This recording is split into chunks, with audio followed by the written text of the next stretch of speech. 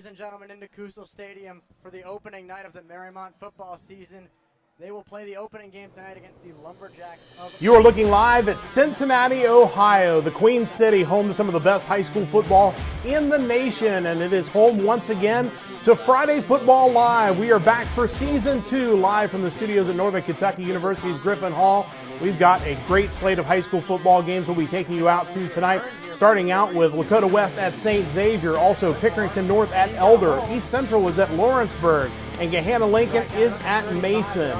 We've got our crew out in the field that will be bringing you updates from all across the area. Matt Supinger joining the crew this year. He'll be keeping us updated on games going on in Northern Kentucky and Southeast Indiana. Gracie Kopfer, our social media director, will be on the lookout for some of the best highlights around the area. She'll be posting those on our social media accounts. And Alex Perez back for Season 2. He'll be keeping an eye on games in the Tri-State Media Center outside of the greater Cincinnati area.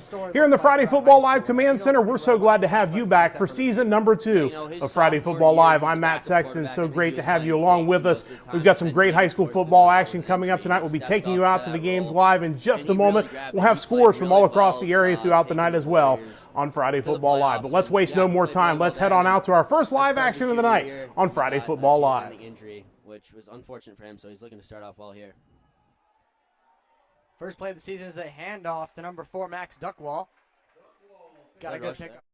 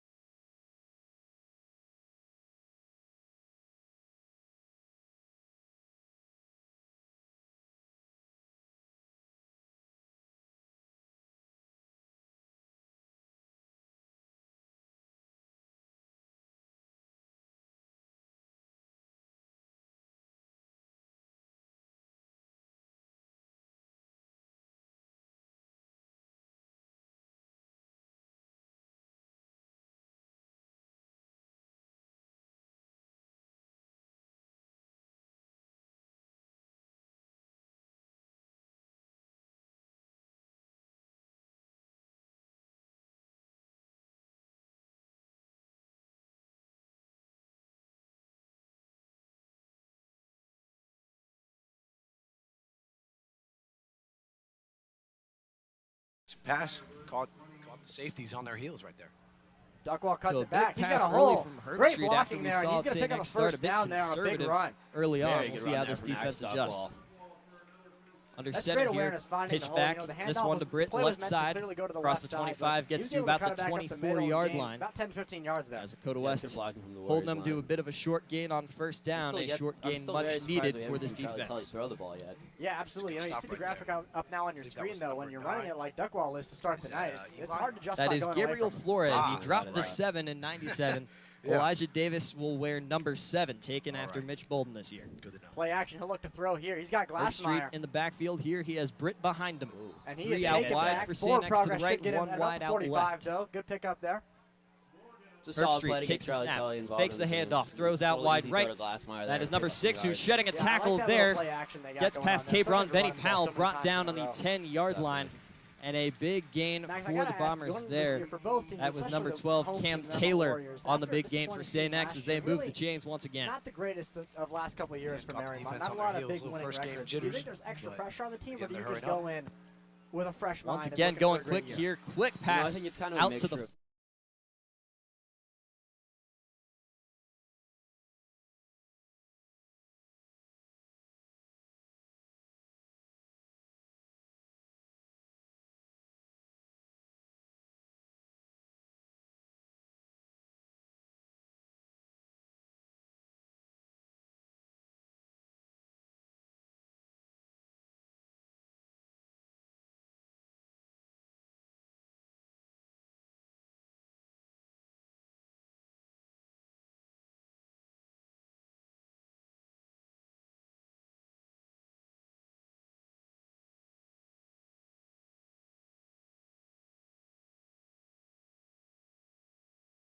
in for the St. Xavier touchdown. The Bombers on the board here early, exactly what they wanted to do against these Firebirds, get the upper hand early.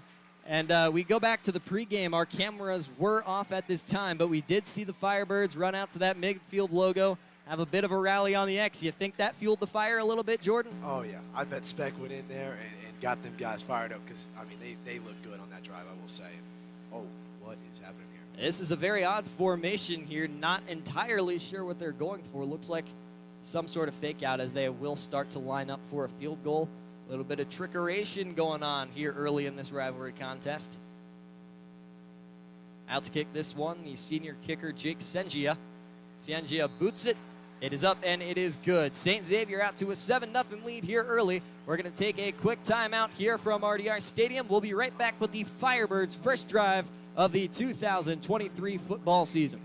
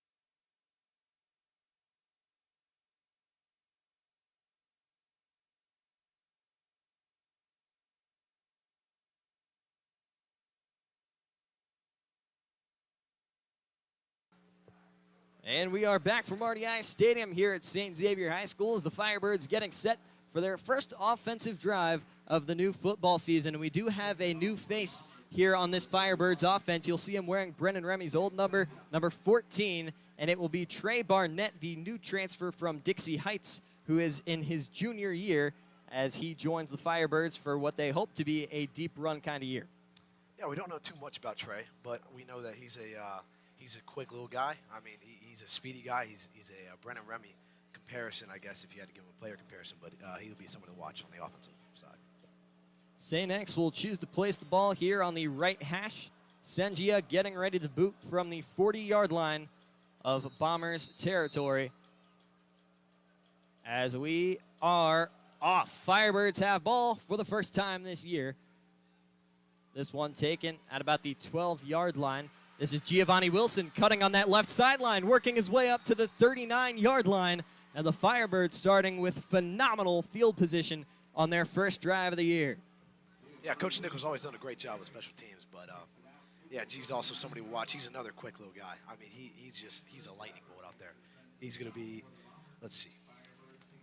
Yeah, he's going to be on that H-back spot and slash wide receiver. So he'll definitely be getting some sweeps and some under routes. So we'll see what happens here. We saw him play a lot of running back last year. As you mentioned, they did look to move him out to the slot this year. But let's turn our attention to the freshman here, number 10, Jackson Smith. His first snap as a Firebird. He's going to run this one out to the right side. This is caught by Luca Gilbert. Gets to about the 42-yard line. A gain of 3. 3-yard gain for your first varsity pass. Can't really complain about it. Yeah. Yeah. It's good. They're probably going to work him early here to get the jitters out. This is his first high school game, obviously, and a pretty big one at it. But you'll see a lot of quick passes, get his confidence up, and then maybe we'll see some shots down the field later in the drive or later in this quarter. A lot of people tend to forget these are students, too. He's only been at the freshman campus for 2 days, and now he's already out here with juniors, seniors, playing varsity football. This one handed off up the middle. Junior Gonzalez fights across the 50 into Bombers territory. That's a Lakota West first down. They move the chains for the first time in this young season. That's great blocking by the O-line there. I want to touch on the O-line a little bit. They're coming back. They've got no returning starters. So these are all younger guys. These are all guys that are unproven and have really no game experience. So that's something to watch during this game too. But so far, so good. So we'll see Smith come out here after moving the chains for the first time. Gonzalez on that carry, doing a phenomenal job fighting forward. Here comes Giovanni Wilson, and the jet sweep. They hand it off. Gets to about the 45 of Bombers territory before being knocked down by a mob of Bombers. St. X hasn't exactly been able to stop this offense. I don't want to speak too soon. We are 3 plays in, but it looks like this could be a pretty track race-like game. Yeah, they're coming out all guns blazing. They're coming out. There's no feeling process here with this West offense. How X likes to feels the defense out with some inside runs, but there is no feeling out. It's guns blazing right now. Smith in the backfield here. To his right is Junior Gonzalez. Takes the snap.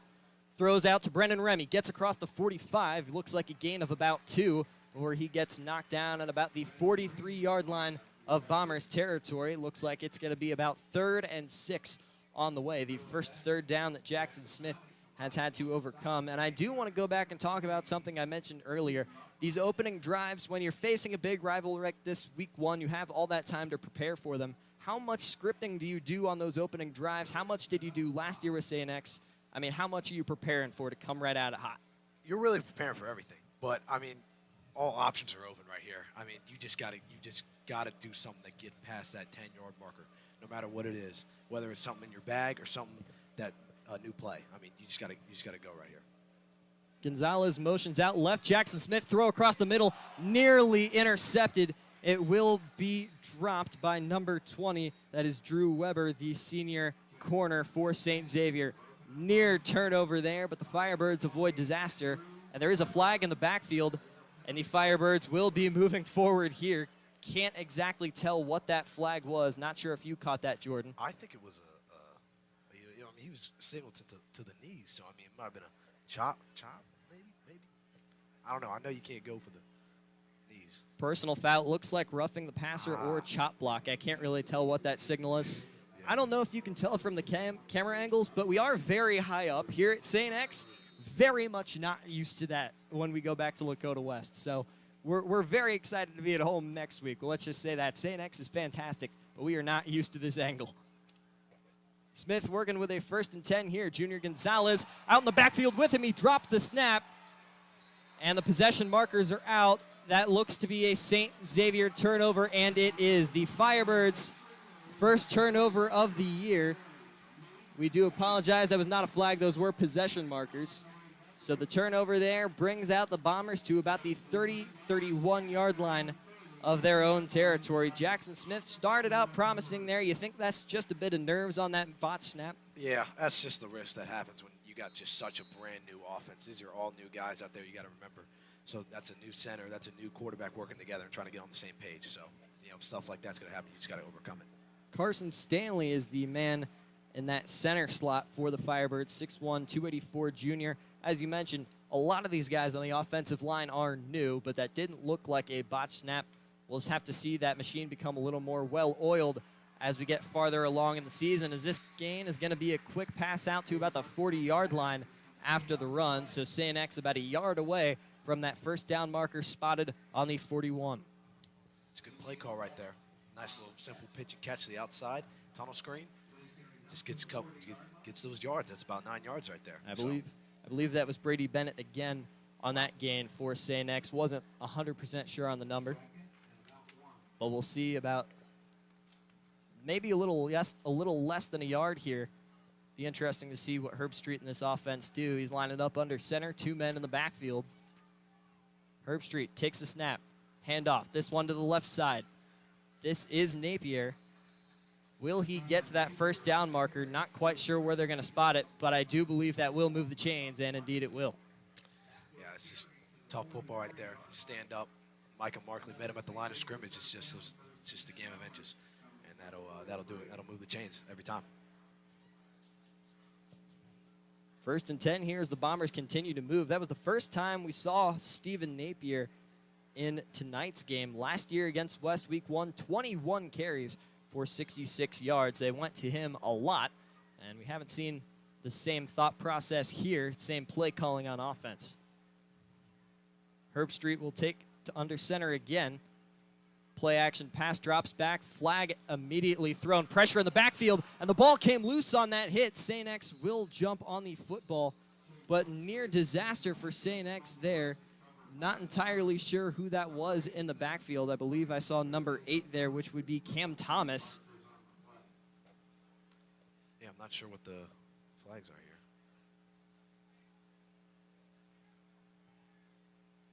I would have to assume it's on St. X, although you're right, we haven't seen the call. True. And it looks like a false start.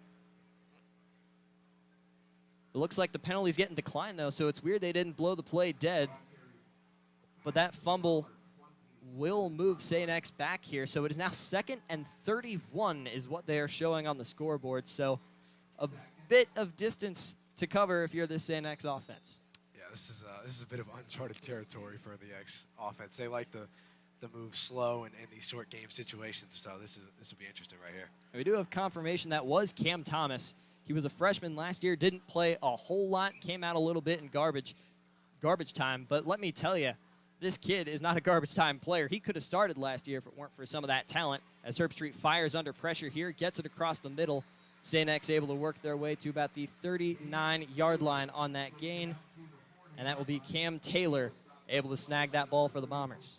Yeah, the other Cam Thomas was in the backfield again. I mean, just a split second. That was just a great play call. But if you saw right there, I mean, he got back there quick, and he was just a split second away from lighting up Chase and probably causing a fumble right there. So we'll see St. X come out here a little bit more manageable. 3rd and 13, not exactly 2nd and 31, but it is still quite the distance to cover for Chase Herbstreit in this offense. Both men in the backfield motion out to each side. It's Napier who moves to the right. Herbstreit alone in shotgun here, takes a snap, looks to pass, fires across the middle. Great coverage there from Lakota West. Bukhari Miles, one of the newcomers on this team, played that great, but unfortunately St. X able to come up with the reception there, and they move the chains on 3rd and 13. I'm not going to say anything right now, but I mean that was pretty. These are in spots that you can't get to. Like these are in perfect spots. This is great coverage. It's just Chase. He's putting it in there right now. Of course, you said this is a big-time game for him to prove who he is. As we see him hand this one up the middle here. It's going to be a short gain for Steve Napier up the middle. Looks like he might have got back to the line of scrimmage, maybe a couple inches more. Yeah, that interior D-line just swallowed him right there. There was nowhere to go.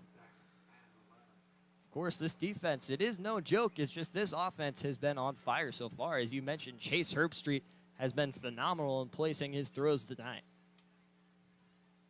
Herbstreit able to hand this one off. Napier to the right side. Stretch handoff. Jacob Asbeck able to wrap him up around the knees, just about 3 yards shy of the first down, which stands on the Firebirds' 37. That was a nice cut right there. I mean, the offensive line was moving all right. They had that zone block going, and he just makes a great cut. It's just doesn't matter a couple yards. I mean, there's a big third down right here.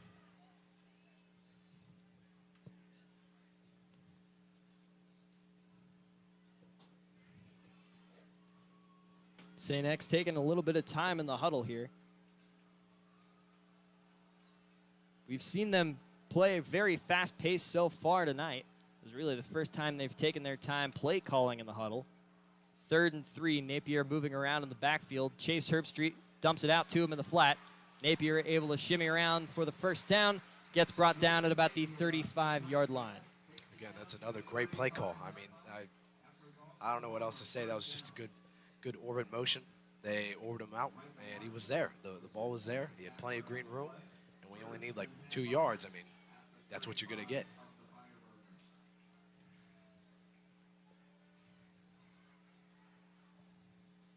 We'll see the Firebirds come out here, big 1st and 10. A big set of downs for them to come up with a stop here. Herbstreit will come out in the gun. Napier motioning out to the right. Herbstreit takes a snap, looks back to pass, throw across the middle. This one is Luke Clare, the tight end, who's able to cut across the first down marker. And they go from 1st and 10 to yet another 1st and 10. This one just in front of the 20-yard line of Firebirds territory. Looks like they're going to spot it at the 23, so not as close as I thought. And it looks like we have a timeout called on the field. And it will be a Firebirds timeout. So we're going to take a quick break. We'll be right back in a few moments. Thanks for sticking with us here on Lakota West Student Broadcasting Week 1 action.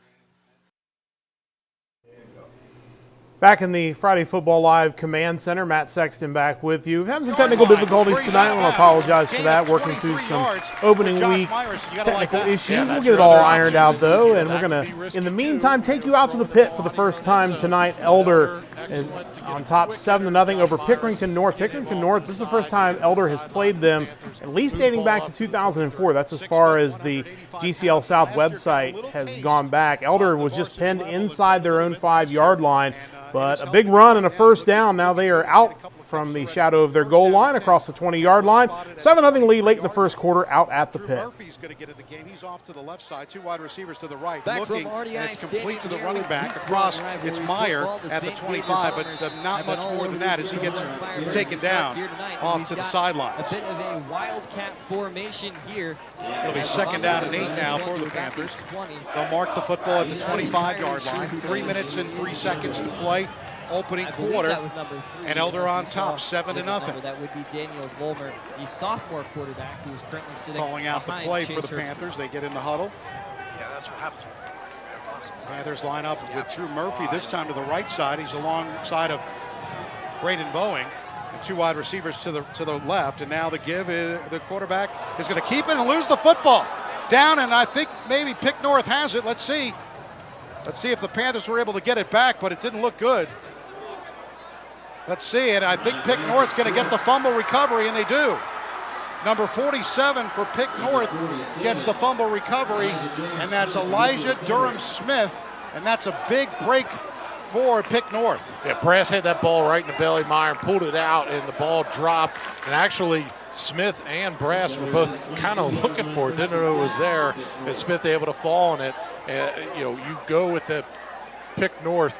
They've shown signs of where their D-line can really frustrate Elder up front. In this series, they've been doing an excellent job getting there, and now it comes to a big turnover, puts them on the 22, with them looking to try to see if they can tie this football game up. 2:37 to remaining in this first quarter. They line up with 1 wide receiver and Ross Jr. to the right. Shotgun for O'Connell. He's got 1 wide receiver to the left, and he gives it to the running back of the up back. This time it's going to be number 22, and that's Michael Taylor, and Taylor doesn't get much. Taylor had a lane from our angle, but Luke Forkamp came downhill quick and dropped him. So it'll be 2nd down and 8. The ball spotted right at the Elder Panther 20-yard line. 2:18 to play after the Elijah Durham-Smith fumble recovery of the quarterback Brass fumble. So the first turnover of the game goes to Pick North, and now they've got the football. They're going to move it back to the 21-yard line. 2nd down and 9. 1 wide receiver to the left, and it's Derek Rose. It's Ross Jr. off to the right. It's O'Connell looking right and throwing to Ross Jr. It's complete at the 5, and he's down to about the 3-yard line, a gain of 18 on 2nd down, and it'll be 1st and goal for Pick North. Derek Ross Jr. did an excellent job catching that football under pressure, too. But he had 2 Panthers that came on him. O'Connell sat in the pocket, threw a dart right down the middle. And so now Pick North sitting on the 3. I mean, they're right in the center, right where you're lining up for an extra point.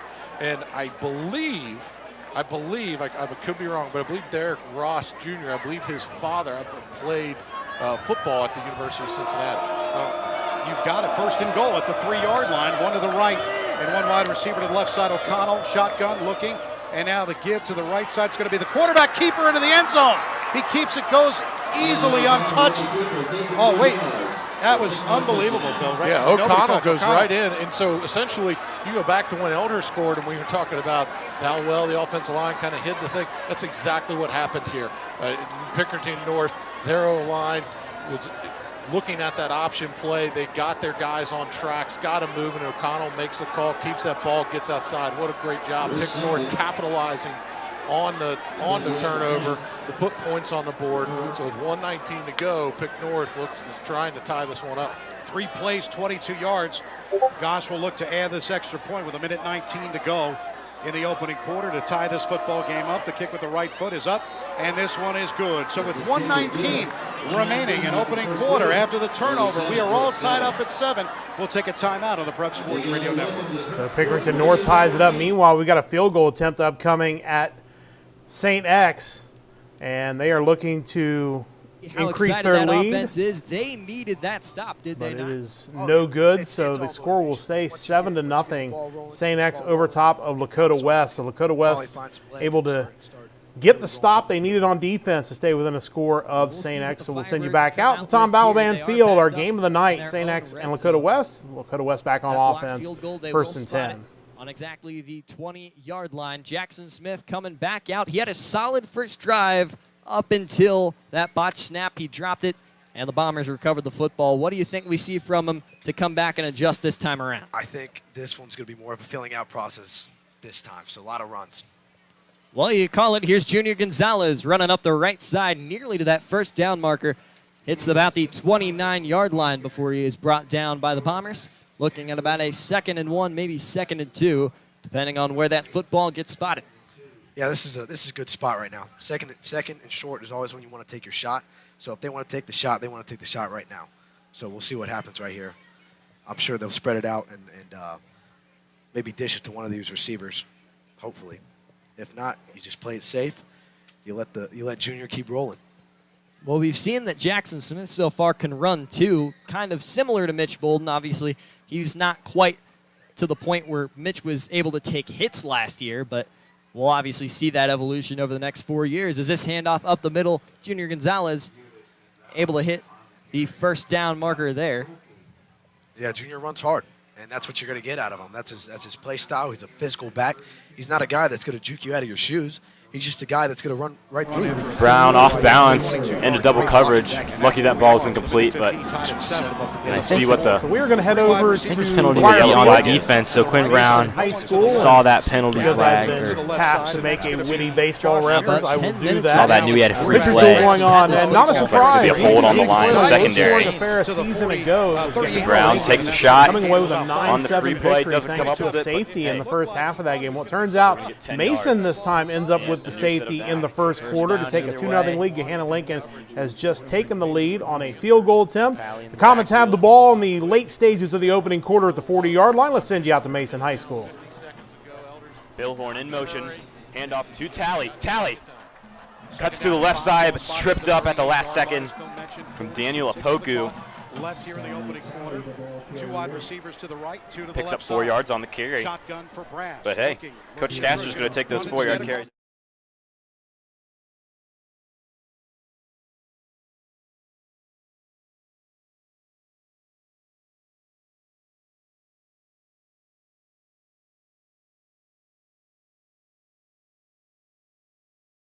Dixie Heights. He's able to get a hand on it, but it is overthrown and incomplete. Firebirds with a 3rd and 10 on the way. That was the right decision. Just a little bit too high. Just a little bit too high. If you got that down, that could have been a good first down play. Excuse me, second down. We'll see the Firebirds take a little bit of time with this 3rd and 10 play call from the 32-yard line here. Under that 10-minute mark in the second quarter, as we mentioned, things probably going to get a little more heated up as we get towards halftime. St. X, they've been on fire on offense all day, but no doubt these Firebirds looking to retaliate here before we head into the locker rooms. Of course, we heard some very fun stories about that halftime locker room atmosphere last year in that Week 1 game. Smith looks to throw here, looks for Giovanni Wilson. It is tipped off his hand and intercepted. That one into the hands of number 23, Braden Riley, as the Bombers will take over just outside their red zone. Just one of those right place, right time. I mean, it wasn't a terrible throw. It's just out of the reach, and with this St. X defense, anything out of the reach, 9 times out of 10 is probably going to be picked off and going the other way. So I mean, it's an experience based. As a quarterback, experience is huge, but I mean, you're going to throw an interception. You're never going to be perfect, but again, it's all about recovering from those mistakes and coming back stronger. We'll see Chase Herbstreit return to the field here. Bombers on the 34-yard line of Firebird territory. Brady Bennett motioning out to the right for the Bombers. Herbstreit, the lone man in the backfield, drops back to pass. Looks for Brady there. Able to get this one out of bounds at about the 25-yard line, a few yards short of the line to gain. Again, a nice little pitch and catch right there. That's all it takes. I mean, those little out routes, I mean, they can kill you sometimes if you're playing too far back. The safeties are playing too far back. I mean, when you play cushion zone like that, there's easily options either underneath or on like those little out routes, the flats. And it looks like they are going to give him the first down there. So the Bombers on the 24-yard line, 1st and 10. Herbstreit under center, in the backfield will be, I believe, well, they run it out to the right side here. I did not see a number on that running back. I was wondering if you got something there, George. I don't think I did. I believe that was number 26 for the Bombers. As I mentioned, we do apologize for how high up we are this game. We aren't used to these angles. I believe that was Spencer Stegbauer for the Bombers, if we had that number right, number 26. And we'll see him again up the middle here, run to about the 20-yard line as the Firebirds have another big 3rd down on the way. If they can stop them here and, bring up a 4th down, we did see that blocked field goal earlier. You can't ask for that every time. But obviously, wild things happen when you bring out that special teams unit. Oh, yeah. And that was a great job there by Eli to shut that block and get that tackle because there was a bit of a hole there, but he covered that out really quickly. Herbstreit takes a snap, fakes the handoff, looks to throw this one to the back of the end zone. Double coverage, no good. St. X fans want flags. They will not get any. And we are looking at an upcoming 4th and 6 for the Bombers from the Firebirds 20. Yeah, first of all, that was great coverage, by the way. I mean, that's double coverage. That is a near impossible throw as they're going to send the special teams unit and try to kick another field goal. But, I mean, you saw what happened last time. I mean, anything could happen. We'll see Sengia out here again, 0 for 1 on field goals this year, as we saw earlier.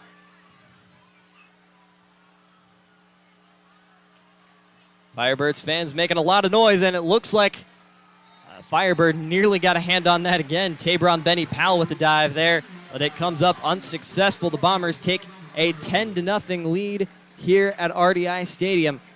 Do we want to talk about how we headed into halftime last year? Maybe a little bit of similarities going on there. We'll talk about that. Expanded to 10-0 over Lakota West. We'll get you back out there in just a little bit. We'll head back out to Mason High School. They're going to call an incomplete pass. Early in the second quarter, and it looks like the Comets are going to have to punt this one away, trailing 3-2 to Gahanna Lincoln. On the first drive, which after a penalty ended up going back. Maybe we see it again here at the 50-yard line, 9 yards to go, although he's lined up way back. He'd have to travel 20-plus yards.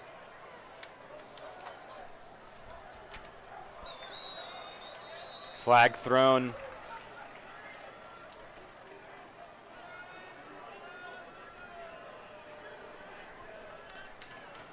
Looks like it'll be offsides from Lincoln, so that could change Coach Castor's decision here. Now 4th and 4 at the Lincoln 44-yard line. I could see the Comets use a timeout here, but punt team still out there. 9:32 left on the clock. Brown, delayed punt, boots that one.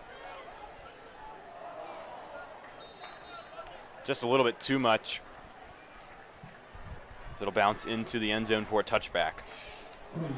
Yeah, Brown, his first punt, which got called off after the offsides, would have pinned the Lions down inside the 5 there. Nearly had it, but smart play from the turn man to let that ball bounce into the end zone. Lions 80 yards to go. Coach Kastner going to trust his defense here with 9:24 left in the second quarter.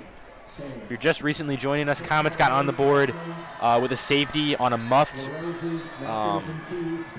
punt from Gahanna, and then on their last drive picked up a field goal to take the lead.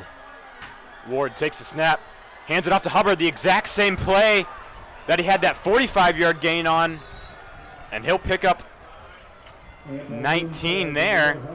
That delayed handoff, cut in the opposite direction.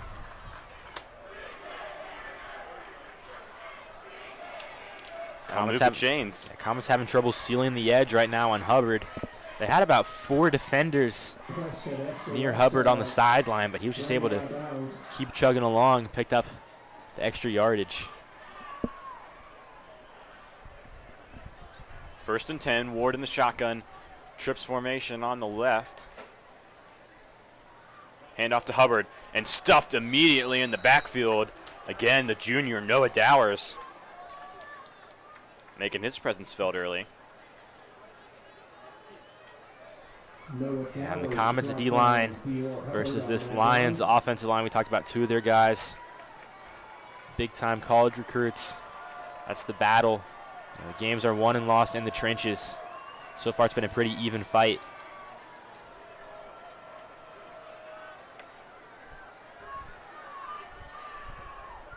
Second and 10, ball on the Lion 39. Low snap. Ward finds Simmons. Almost breaks through Wilson's tackle, but he'll be tripped up and lunges forward for a 6-yard gain. Yeah, Wilson got there quickly. Almost made the tackle, but extra effort.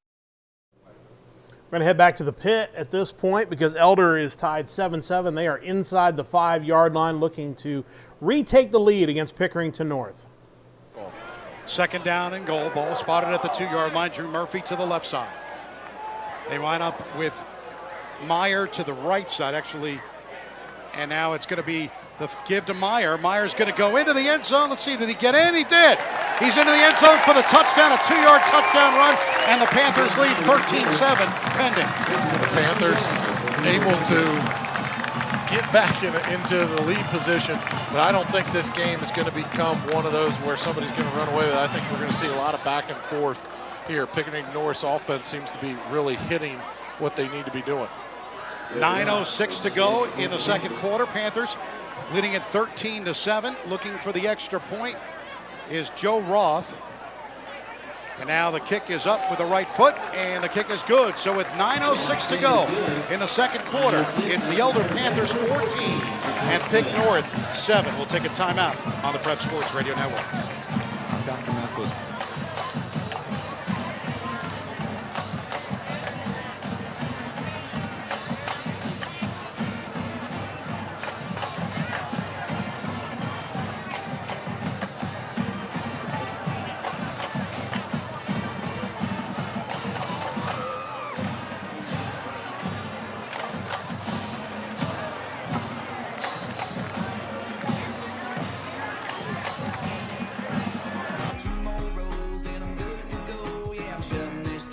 Elder retaking the lead against Pickerington North. We'll get you back to the pit in a little bit.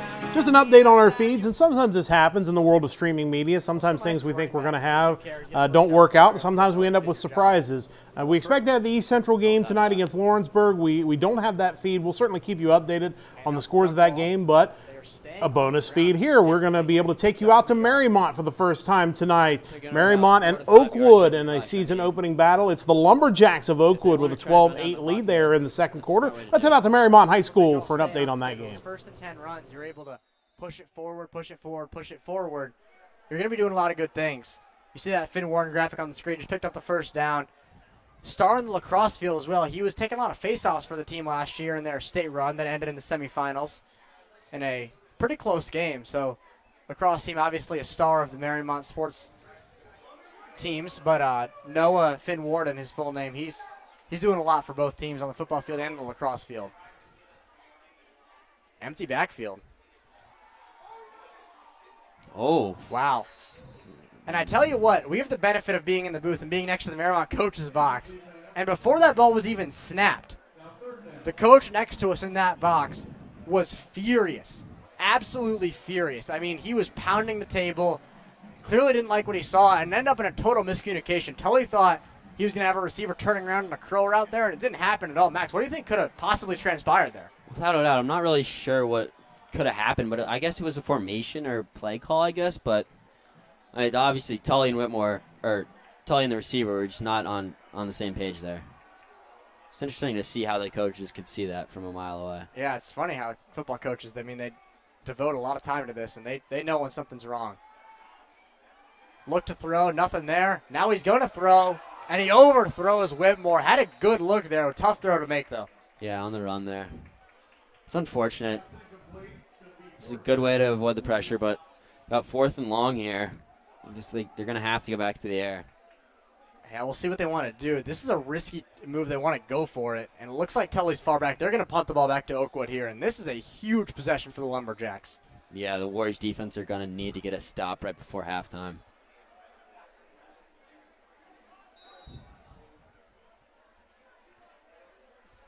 That miscue 2 plays ago was a big problem. Yeah, it's going to be Tobin Wilson in the backfield here. And are they faking this? Tully's going to go. Oh! And he's got a first down. They're going to move the chains there. Absolutely, I think he got that. Tully's still down. That was a hard hit, but wow. Tully will do. You know, I tell you what, you see, and I saw this last year with Dorston, when they punt the ball, the punter kind of takes like 3 or 4 steps out to the right. We'll get you back out to Marymount here in just a little bit. Oakwood hanging on to the lead. Meanwhile, back out at the pit, Elder with a 14-7 lead over Pickerington North.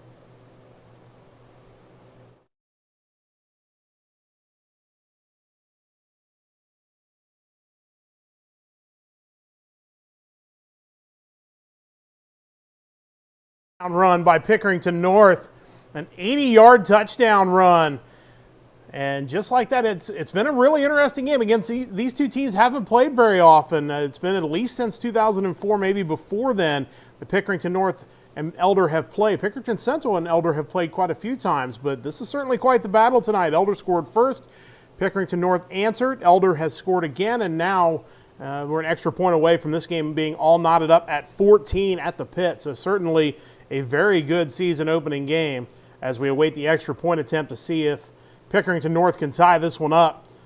Ball is down, kick is up, and the kick is good. So Pickerington North tying things up at 14 all. We will get you back out to the pit here in a little bit. We'll head back out to Marymount. Marymount and Oakwood late in the first half. Do you think that was an RPO? Marymount High School. It might have been. If that was an RPO, putting the freshman out there after Charlie gets hurt and running an RPO is one of the gutsier play calls I've ever seen. That is very gutsy. That is, whether that was a scheduled play action or if that truly was an RPO like Max just said, I'm honestly perplexed at what just transpired.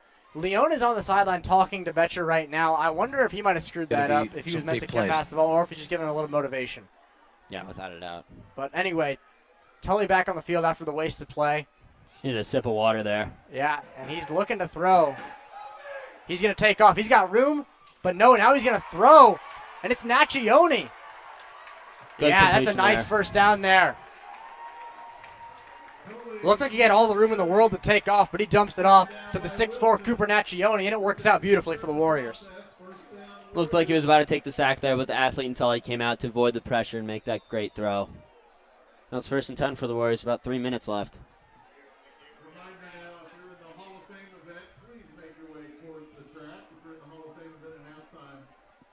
Halftime, if you want to stick around on the broadcast, we will not be doing any commentating, but you can check out midfield for the Hall of Fame induction ceremony on the opening night of football season. He rolls out right now and just throws it away. A lot of experience and depth in that room. You know, you mentioned the junior Brandon Dunn, a couple of sophomores. Head back out to Dwyer thrown in there as well. Mason is on the march. They have picked up it's a first deep down receiver room for the inside the 30-yard Comets. line of Gahanna Lincoln. Down to 3.5 So Quinn minutes Brown, even left though in the first half. inexperienced Comets at quarterback, looking to he's try got a to lot take of the lead weapons before to halftime. rely on.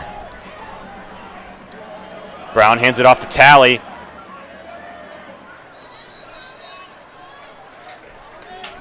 Picks up 2 there. Lions neutralized that play pretty quickly. Talley able to pick up 2 yards. You'd like more on first down, but you're getting anything there is a plus.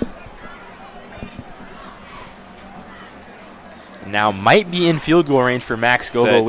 Twin telepathy. You took the words right out of my mouth there. I was just about to say that. But go on. Yeah, could be in the range for Gogol, but Comets looking to score 7. Brown takes the snap, feeling some heat, and how about that jump pass to Braden Greer?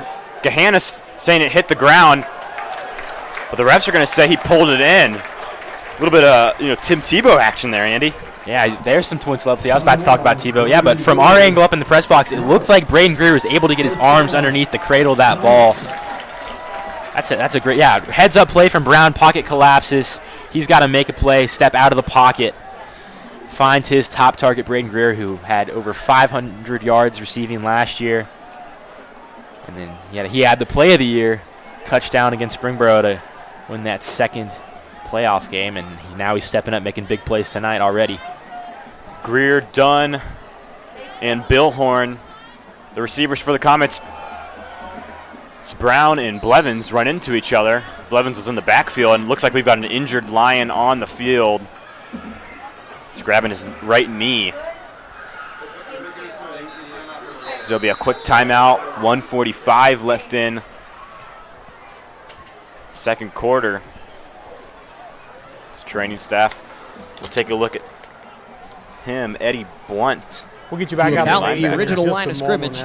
We're looking at about a 4th and 11, 4th and 10 on the way, as I would have to imagine the punt team on the way out. Bombers have the ball. They are approaching 2 minutes remaining that was in a the clock first half. call, I like to call it, because that's a call that they're at this point they're really trying to waste the clock. They know we're going to get the ball back, and we're going to have about, I would say, 1:30 to 1:25 left on the clock. As they quickly send out the punt team, they're gonna wait till this clock runs down, and then they'll boot one off. Yeah, they wait for that clock to drain down, and then they keep the Firebirds on their toes by rushing that team out, as you mentioned. And we get a timeout called here for Lakota West. They stop that clock. Somebody want to remind that. Away, so we'll head back out to Mason High School. The Mason will receive the second half kickoff. So. Second down for the Comets. They are just Here on outside second down of the Gahanna-Lincoln 10-yard line. Minute and a half to go. Blevins before again, the half. and maybe they'll run the play. I believe that play was blowing up. I think Brown just running inside. Yeah, was the secondary option. Run that original play, and then Blevins still the tailback. And Brown will take it himself again. Flag's thrown. Let's see what the call is. Quinn Brown, brought down by Mike Mormon. Kastner upset on the sideline, so I'm going to take that as a sign that this penalty probably on Mason. Yeah, Coach Kastner flails off his headset. False start, Comets, 5-yard penalty. It is a false start. Takes away a decent pickup from Quinn Brown on second down. Lowered his shoulder to get some extra yardage. You don't see that a lot from quarterbacks going one-on-one with linebackers. It's a gutsy play. Yeah, Brown, played tight end last season for the Comets, so not afraid to lower his shoulder. Yeah, tight ends, they're known for their physicality. Brown bringing that to the quarterback position. 3 receiver set for Brown. Steps back. Scrambles to the right. That ball tipped. Very dangerous. Billhorn did a nice job of following the ball. It drops in front of him. But I think a sigh of relief from the Comet coaches. Never like when a ball's tipped up in the air. No. And Brown faced pressure immediately.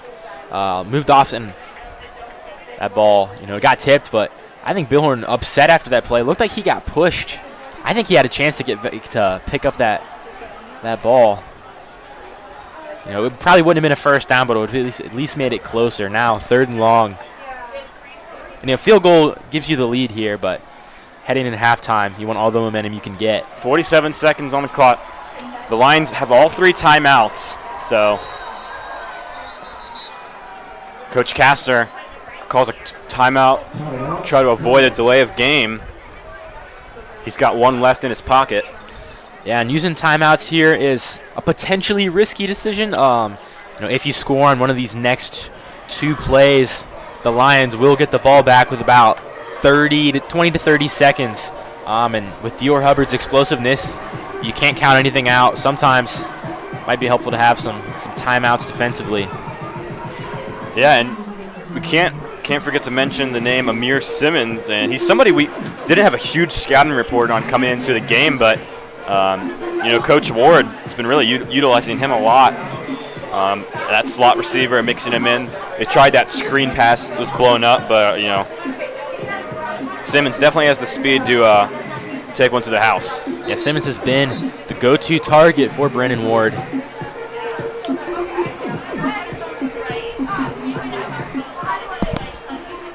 Third and 12 for Mason. Ball on the Lincoln 16-yard line. 47 seconds left in the first half. Billhorn in motion, looking towards the right side of the field. Throws the ball up to Braden Greer. No flag thrown. Looks like he got tripped up over his own feet. So we're going to get our first look at the sophomore Max Gogol. And the coaches, they really like what they have in him. Adam mentioned it earlier, another soccer player, Colson Bunch, Jacob Hernandez, the past 2 kickers for these Comet teams. But Gogol might have the strongest leg of those 3. Doesn't look like a kicker either. 6'1", 185. He could be playing linebacker for this team. Gogol knocks down his first varsity field goal attempt. So the Comets take the 5-3 lead and still, said it once, still got a baseball score here at the Comets football field.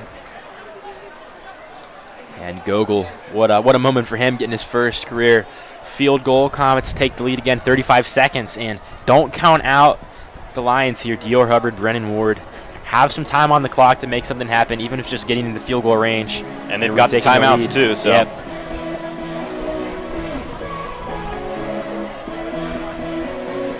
Yeah, may say 35 seconds on the clock, but we could still be here for a while before the marching band takes the field for halftime.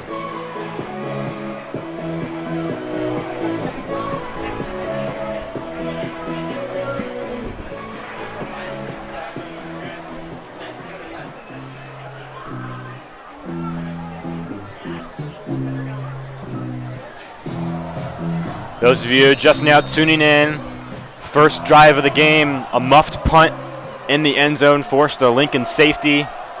Then Gahanna drove down the field, got a field goal of their own, and Max Gogol just matched them there. Comets have the 2-point lead. That ball fielded by Simmons, taken down at the 25 by Stephen McCallum. We've called his name a lot, the senior corner. Yeah, normally when you're saying a cornerback's name a lot in the game, it's not always a good thing for them. But I would say today, McCallum has played pretty lights out in this first half. He's made some nice plays in coverage, has some tackles, including on special teams, right there. But 7 seconds come off the clock on that return. Even 28 for Brennan Ward.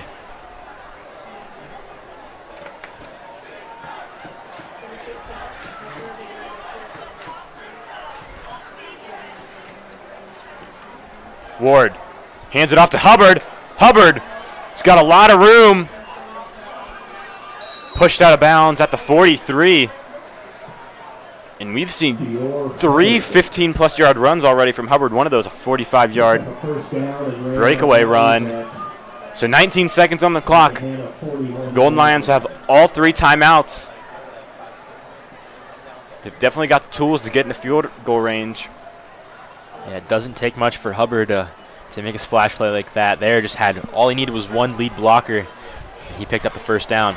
Ward scrambling.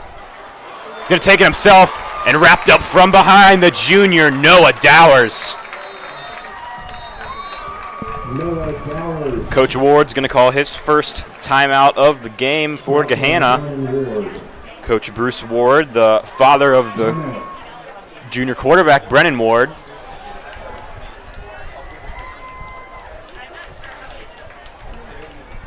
So 10 seconds on the clock.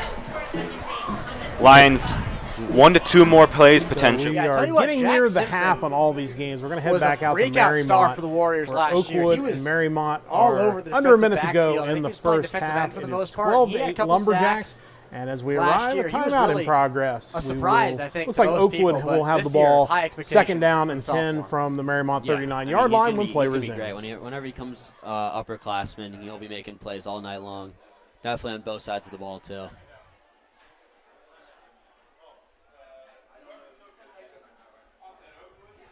You know, I got to be honest. I know we've said that, last possession for Marymount, that was an important possession. A stop here is crucial because we talked about the opening night buzz earlier. You've got all the cheerleaders are down there. The whole student section's filled up. If you were to give up points here and go down potentially 2 possessions going into halftime where Oakwood is then going to get the ball to start the second half, you could all of a sudden kill the vibe in here big time.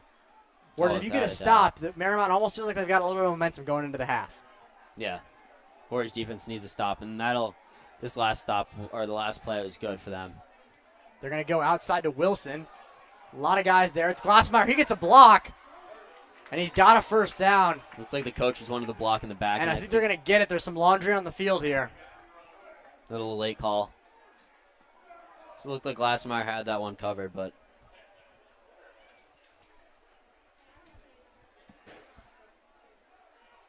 Yeah, it is blocking the back. It's a big help for the Warriors. It looked like it was Michael Wost or Woosty, however you say that last name. I'm going to go with Wost the rest of the night. He definitely seemed like the culprit there. And that's a huge penalty. Oh, yeah. Back on their own half. Yeah, this is.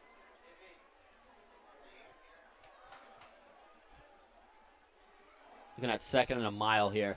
I might almost expect a run here, then go hurry up into a pass, but conventional logic would say you have to throw this ball.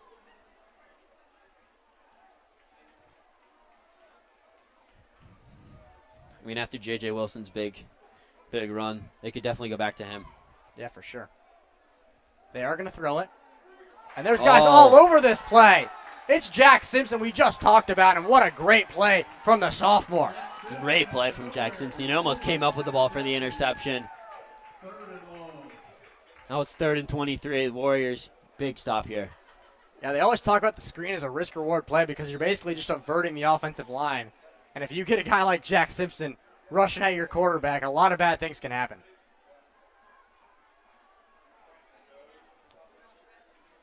Yeah, you see that graphic on your screen there for J.J. Wilson. He's a guy that a lot of Warriors players were a little bit concerned about going into this game. We heard a lot of buzz about the Oakwood running back. And he's going deep here. Doesn't have a man. It's picked off by Duckwall. And he's taken down about the 15-yard line. An interception that almost serves as a punt there on 3rd down. Yeah, but a big turnover for the Warriors. I mean, that ball from Lauterbach was in no man's land, and Duckwall read it very well, came up with the interception. And, we were talking about it earlier. Lauterbach's stats last year, he had basically 1 touchdown pass for every interception. He was not a stranger to throwing interceptions. It's like these last 2 years. Get your popcorns ready. Popcorn in your lap ready for the second half. We'll be bringing you the rest of the coverage here on Mason Sports Radio. And the Mason Band's going to take Pickerington North threatening with 2.5 minutes to go in the first half and a 14-14 game. 1st and 10 from the Elder Panther 43-yard line. 2:22 remaining. 2 wide receivers to the left side. The give to Dixon. Dixon across the 40, 35, and he's now to the 30.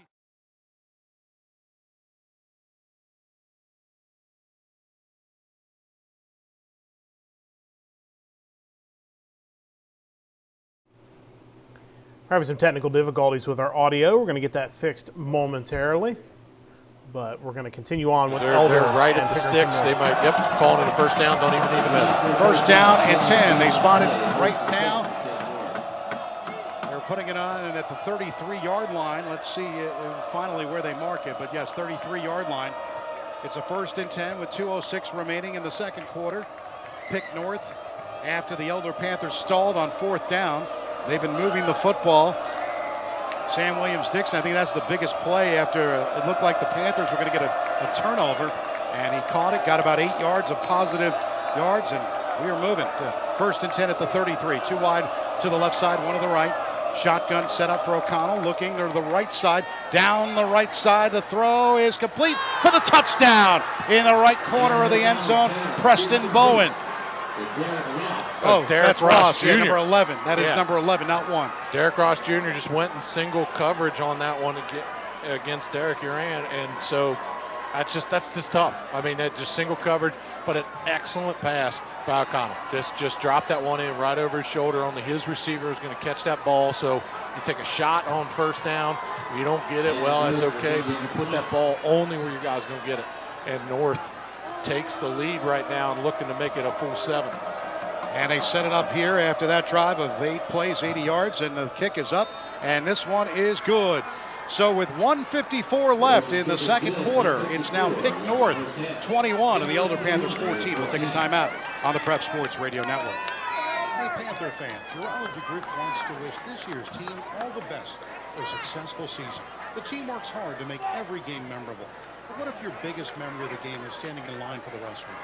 If you're experiencing frequent trips to the restroom, Urology Group can help. Give them a call, 513-841-7400, or online at urologygroup.com. Proud to support Elder football. This is Father Rob. Thank you for listening to Sacred Heart Podcast, 740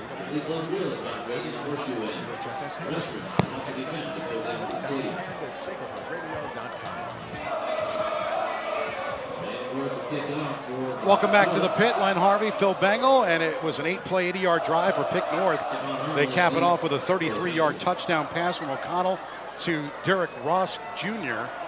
in the right corner of the end zone. A pretty play, and it's 21-14 Pick North here with 1:54. We'll see if the Panthers can get something going here or just happy to take it to the locker room. And that's going to be a short kick taken around the 25-yard line, but a fair catch. Right at, they're going to have a flag down, I think, at the 22-yard line. See if he called for a fair catch and then decided to run with it. Yeah, he did. Yeah, he called it. So they, that's they got it there, got it marked, and moving through. Now it was a different player who signaled it than the player who caught it on that one. So that's the confusion. Is the guy who actually went up and made the play is totally different. So the Panthers going to lose some yards here, going to start off. So it was just they just tried to kind of a pop kick, just like they did before, kicked it up to Boeing. So the Panthers here are going to move it, going to start them on their 20 to start this drive. So 1:51 to go, 2 timeouts for the Panthers, starting on a 20. And in the same fold of this, Glenn, if we're thinking about this as far as, game strategy and what you want to do, the Panthers will get the ball back, to start the second. So Elder probably, if they get in a position where they could take a desperate shot, they might go a little conservative. Here's Brass back at his 15 to throw. It is incomplete into Meyer, and it right around the 18-yard line, and that is incomplete. So it'll be 2nd down and 10. The ball spotted at the 20. Holding Realtors is proudest to bring you Elder football.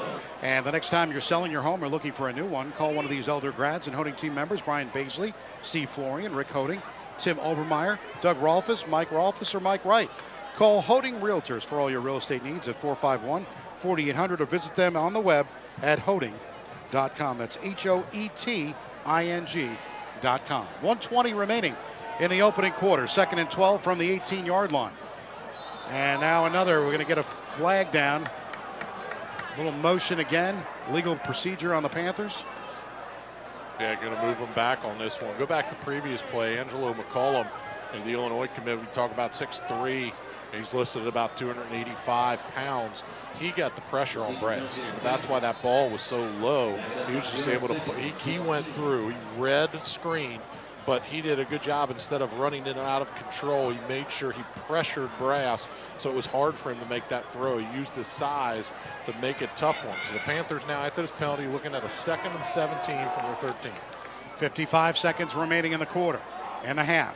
One wide receiver to the left, 3 to the right side. Brass looking to throw. It's complete to Boeing. Boeing across the 20 to the 21-yard line, a gain of 8. It'll be 3rd down, and the Panthers are going to try to go quickly to the line with 44 seconds.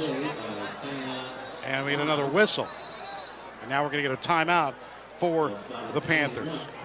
Navigating today's fast-paced real estate market can be sometimes pretty stressful. The professionals at Holding Realtors can help you ease your anxiety and get the best price for your home or purchase. Holding Realtor, proud sponsor of Elder High School. Call them at 451-4800. Visit them on the web at holding.com. 44 ticks of the clock left here in the second quarter. 21-14, Pick North on with the lead. But the question would be, as you said, Len, timeout Panthers. Well, which ones? That was Pick North using their last timeout. So Pick North used their last timeout here, which I would assume looking at a 3rd and 9, because that play only got Elder back to the original line of scrimmage, about what will they do since they wanted a timeout. What will we do, or what are we trying to do here with the end of the quarter? And the Panthers, again, this gives them a free opportunity to talk, see if they can go pick up something. Like you said, Len, they looked like they were starting to go quick, meaning that they're probably going to start looking for sidelines and trying to get some quick plays. So they may see if they can get one here, that may dictate what the rest of this drive could look like, or the Panthers might just be going with a punt. 3rd down and 9 from the 21. One wide receiver to the left, 3 to the right. Brass in the backfield by himself. Shotgun step at the 15, going to run it across the 20, and he gets to the 23-yard line. Not much more than that. Let's see if the ball came out. Looks like Pick North thinks it did, but I think they're going to just mark it there at the 20 with 28 seconds remaining. So they're just going to mark it. I think the Panthers are just going to be happy to get the clock out, take the ball first in the second half. Here, down 21-14. Yeah, they're going to go ahead and burn it until they get that 5-second push, and then go ahead and take that timeout. Woods made an excellent play on that one with Brass to bring him down so that the Panthers will be stuck in that 4th and 7 situation. And that's going to bring it, and that is it. That is the end of the second quarter, and we go to halftime with the score. It's Pick North 21 and the Elder Panthers 14. We'll come back with the Coldwell Banker halftime report on the Prep Sports Radio Network. Why wait in endless lines at the pharmacy when Grosart Pharmacy? You could do a couple of extra.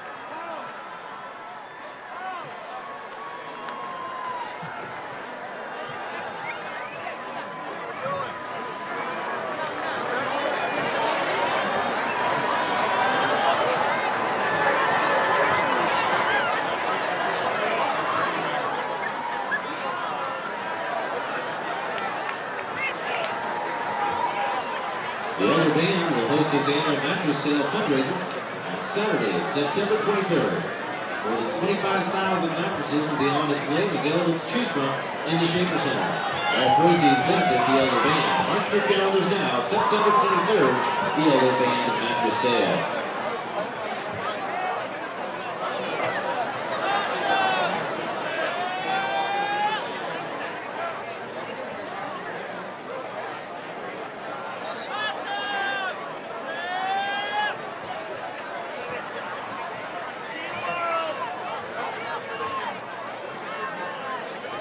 So all these games reaching halftime right now, and we're going to get a chance in just a couple minutes to listen to the Elder Marching Band performing at halftime. What a game that is. Pickerington North, a 21-14 lead over Elder, so we'll be keeping an eye on that one. Of course, we saw St. X Lakota West have gone to the half at 10-0. We'll have all these scores coming up in just a few minutes.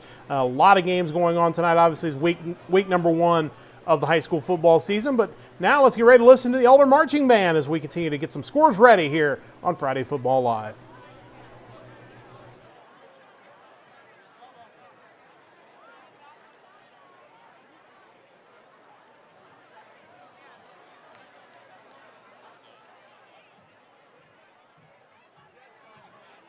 Ladies and gentlemen, please join me in welcoming the Spirit of Elder, your very own Elder High School Marching Panther Band, led onto the field by Field Commanders Marissa Kilby and Austin Audette.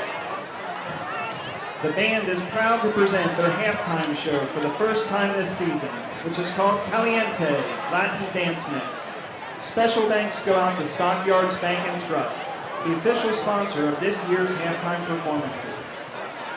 The first song in tonight's show is titled Narco and is written and recorded by Blaster Jacks and Timmy Trumpet. The featured performers during this song are trumpet soloist Carter Sokolis, who will then be joined by Caleb Audette and Andrew Costa for a trumpet trio.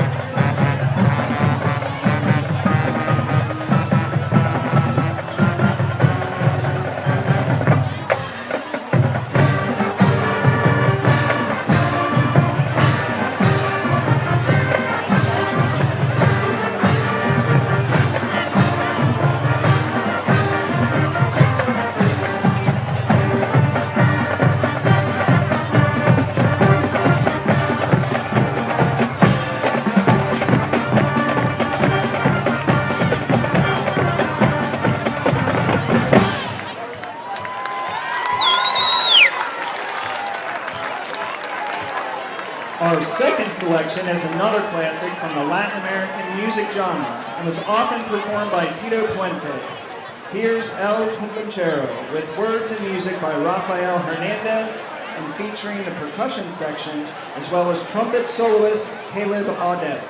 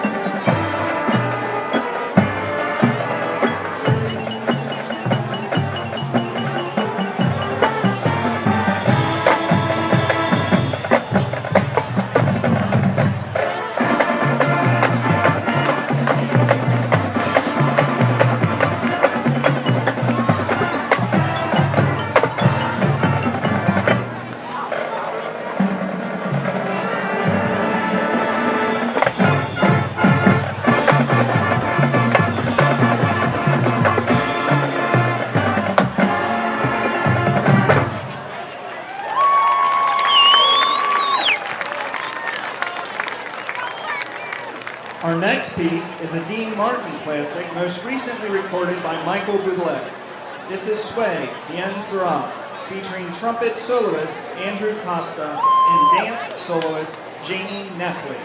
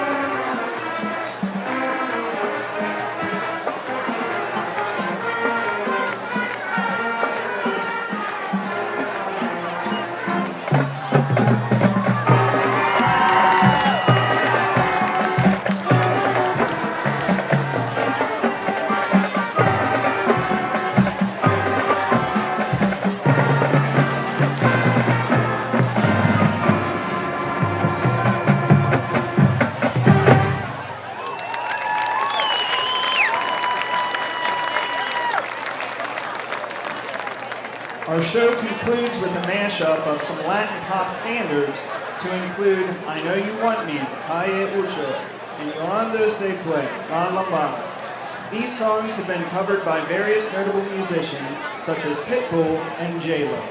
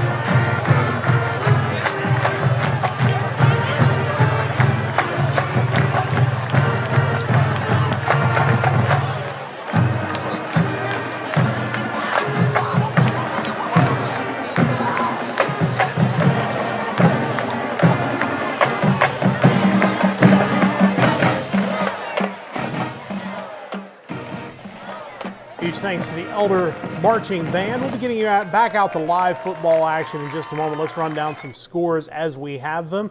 At the half, a game we were watching earlier, and we'll get back to in just a moment. St. X leading Lakota West 10-0 at the half. Pickerington North winning a shootout at the half over Elder 21-14. They're at the end of the first quarter at LaSalle tonight. LaSalle and Colerain are scoreless. And late in the first quarter of the last update, Moeller and Ben Davis were tied at 7. Eastern Cincinnati Conference, Withrow winner last night over Walnut Hills 42-0. Milford a 7-0 lead over Edgewood late in the first. It's Middletown leading Loveland 14-9. Springboro a 7-3 lead over Lebanon. We have Kings a 14-3 lead over Sycamore. Trotwood Madison 7-0 over Winton Woods. Oak Hills and Turpin are scoreless in the first. West Claremont an early lead over Olentangy Orange 7-0, and Anderson leading South Oldham 14-0 at the end of the first. Centerville leading Lakota East 14-12. It's Baden in the Battle of Hamilton leading 15-0 late in the first half. We also have Kings a 14-3 lead over Sycamore late in the first half. Huber Heights Wayne a 21-8 lead over Fairfield. They've now entered the second quarter. Another game we've been watching tonight, Mason leading a pitcher's duel at the half over Gahanna Lincoln 5-3. It's Princeton over Elyria 28-7 as they approach halftime. And we mentioned the Colerain LaSalle game scoreless. Roger Bacon, Indian Hill all tied up at 14, and that game approaching halftime. It's Wyoming looking to extend their regular season winning streak to 68 games. They lead Ross 7-6. Madeira leads late in the first half over Norwood 28-0. It's Oakwood over Marymount 12-8, and that game is at the half. Purcell Marion leads Deer Park at the half, 18-6. Reading rolling over Woodward, 26-0 at the intermission. It's Harrison 7-0 over Taylor. A couple scores from out in my neck of the woods. Southern Buckeye Conference at the half at Alumni Field tonight. It's Wilmington leading Northwest 13-0. Battle for the paddle tonight on Lebanon Road. It's Clinton Massey looking to take the paddle back from Waynesville. 17-0 at the half for the Falcons. Paint Valley leading Blanchester 20-7 at the half. It is Goshen by a point over Piketon at the half, 15-14, and Hillsboro 20-0 over Western Brown. We'll get more scores as the night goes on, continuing to check, but we are going to head back to Tom Balaban Field. St. X, they are leading 10-0 at the half over Lakota West. It's a fun second half for the Firebirds. They trailed by 10. Last year, this time, they trailed by 13. Here goes Giovanni Wilson on the kick return. Scatters to about the 20-yard line before being knocked out of bounds by the Bombers special teams unit. And Jackson Smith will come out working with a 1st and 10. We're trying not to read off the paper stats here because they aren't exactly an entirely accurate representation of how he's been playing. He's been going up against a rough defense, and he's been doing solid for his first start. Jordan, you care to take us through those stats? Yeah. He is 4 for 11. He's thrown for 24 yards and just 1 INT, which, if you think about it, for a true freshman in his first game against one of the better teams in the state of Ohio, it really isn't bad. It's just the second half. It's how you finish. It's not how you start, and that's always the case, especially being a young quarterback. Smith will take the snap here. He's going to hand it off up the middle. This is Junior Gonzalez making a push down that left sideline, and I apologize. That is not Junior Gonzalez. That is number 22 for the Firebirds. That is Joel Drake, the running back, in on that carry. That was actually Braden Johnson, the sophomore on the carry right there. Getting a little bit of action. 2 nice stiff arms, actually. 2s and 3s all look the same from up here. Feels like we're about 5 miles in the air up here. That is true. On the carry, though, Johnson able to pick up about 2 yards. 2nd and 8, 11:51 on the clock. And we do want to apologize if you're seeing any technical issues with the camera. It is week 1, and we are on the road. It takes a while to get back into the swing of things, so we thank you for sticking with us through it. As we see the deep ball here, is that picked off? It is picked off. The St. Xavier Bombers picking off Smith for the 2nd time tonight. And that is Braden Riley able to get up there on that jump ball, double coverage throw. What were you seeing there from Smith? Do you think that was an undisciplined throw? Do you think that was great defense? What do you take us through that? What did you see? I think it's just a young quarterback trying to make a play for himself. And, I mean, he needs a boost of confidence. He's thrown 2 interceptions. Not ideal, but, I mean, anything can happen. And, I mean, although this isn't a great start for West, I mean, it's anyone's ball game. Second half, as you know, has always favored West. Here comes Chase Herbstreet back out onto the field. He'll hand this one off to Napier, who is instantly blown up in the backfield. Elijah Davis getting to him behind the line of scrimmage. Looks like a tackle for loss of about 2 yards behind the line. That's why he is going to Akron, ladies and gentlemen.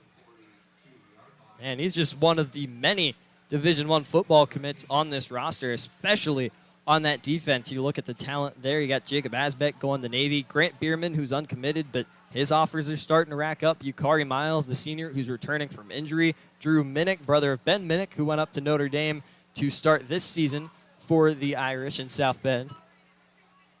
It'll officially be called a loss of 3, 2nd and 13. This one, a handoff up the middle, goes Napier. And he'll get up past the original line of scrimmage. Looks like a gain of about 6 yards. We're looking at about a 3rd and 7 upcoming for the Bombers as they are a little bit past the 40-yard line in Lakota West territory. It's a nice little play right there, but this is a big 3rd down here. This is where you want to get a stop right here. You want to get your offense back out on the field, and I would say take possession. Possession is going to be key for this offense. If they can get a stop right here, this defense can get a stop right here. So we'll see what happens here. Here comes Herbstreet out in the gun. He's got Napier behind him, and now motions out to the left. Why so quiet chance gets started from the St. X student section. And it looks like we got a false start penalty there. St. X backed up 5 yards. You can see the energy there from Coach Bolden on the sideline. Bombers go from 3rd and 8 to 3rd and 13. Yeah, this crowd starting to get into a little bit. It fuels the team. It fuels the defense. When a defense gets behind a crowd like that, there's no telling what they can do. They could do whatever when they got that energy in them. Herbstreit with Napier out to his left. Looks back to throw here. Across the middle. Great defense there from corner Drew Minnick, the senior wearing number 5 for the red and white. More phenomenal coverage. And that's going to be a personal foul there on the Firebirds, roughing the passer. And that is not what you want to do when you go up against a team like this in a game like that. You come up with a big 3rd and long stop. Phenomenal defense there for Minnick. And unfortunately, you gift St. X that 1st and 10. Sometimes that energy spoils over and you make a bit of a mistake right there. That was a pretty big mistake by Micah Markley, I believe, who was in the backfield there. Got there, just a little too late. I mean, I can't take away from that coverage. That coverage was spot on. That was perfection by Minnick, by the way. Herbstreit, the only man in the backfield, out in shotgun. Napier motioning out left. He'll set up behind Herbstreit. Herbstreit, a phenomenal first half, looking to repeat here in the second. Handoff to Napier. He cuts to the right side. Wrapped up at the line of scrimmage. Micah Markley in there to wrap him up alongside number 2. That is Bukhari Miles for the Firebirds. Nice little redeem play for Markley.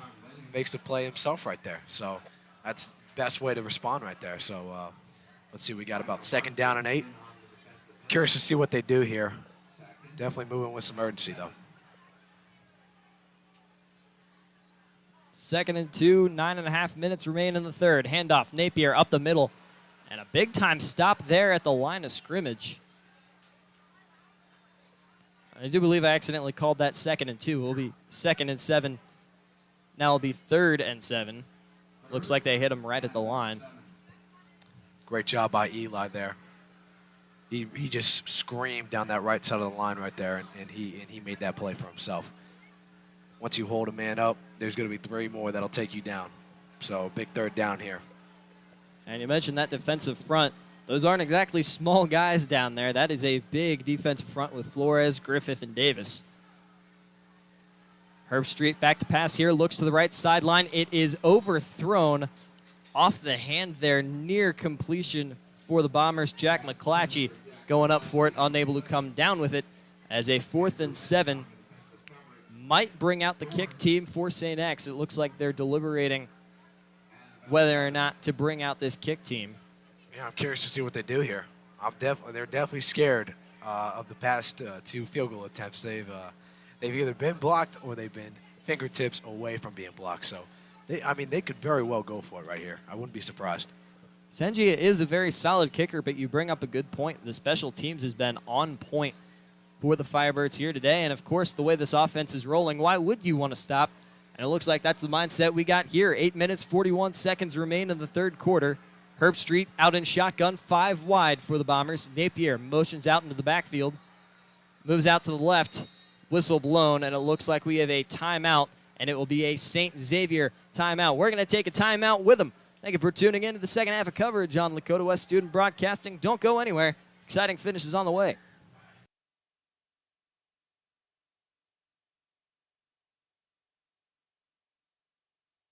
We'll get you back to St. X in a moment. They're going to be making a decision to go for it, I think, on 4th down. But back to Dwyer Field. They are underway in the 3rd quarter. Gahanna Lincoln backed up near their own goal line, but a 1st down pass has allowed them to move out across the 25-yard line. It is 5-3 Mason in that one here on Friday Football Live.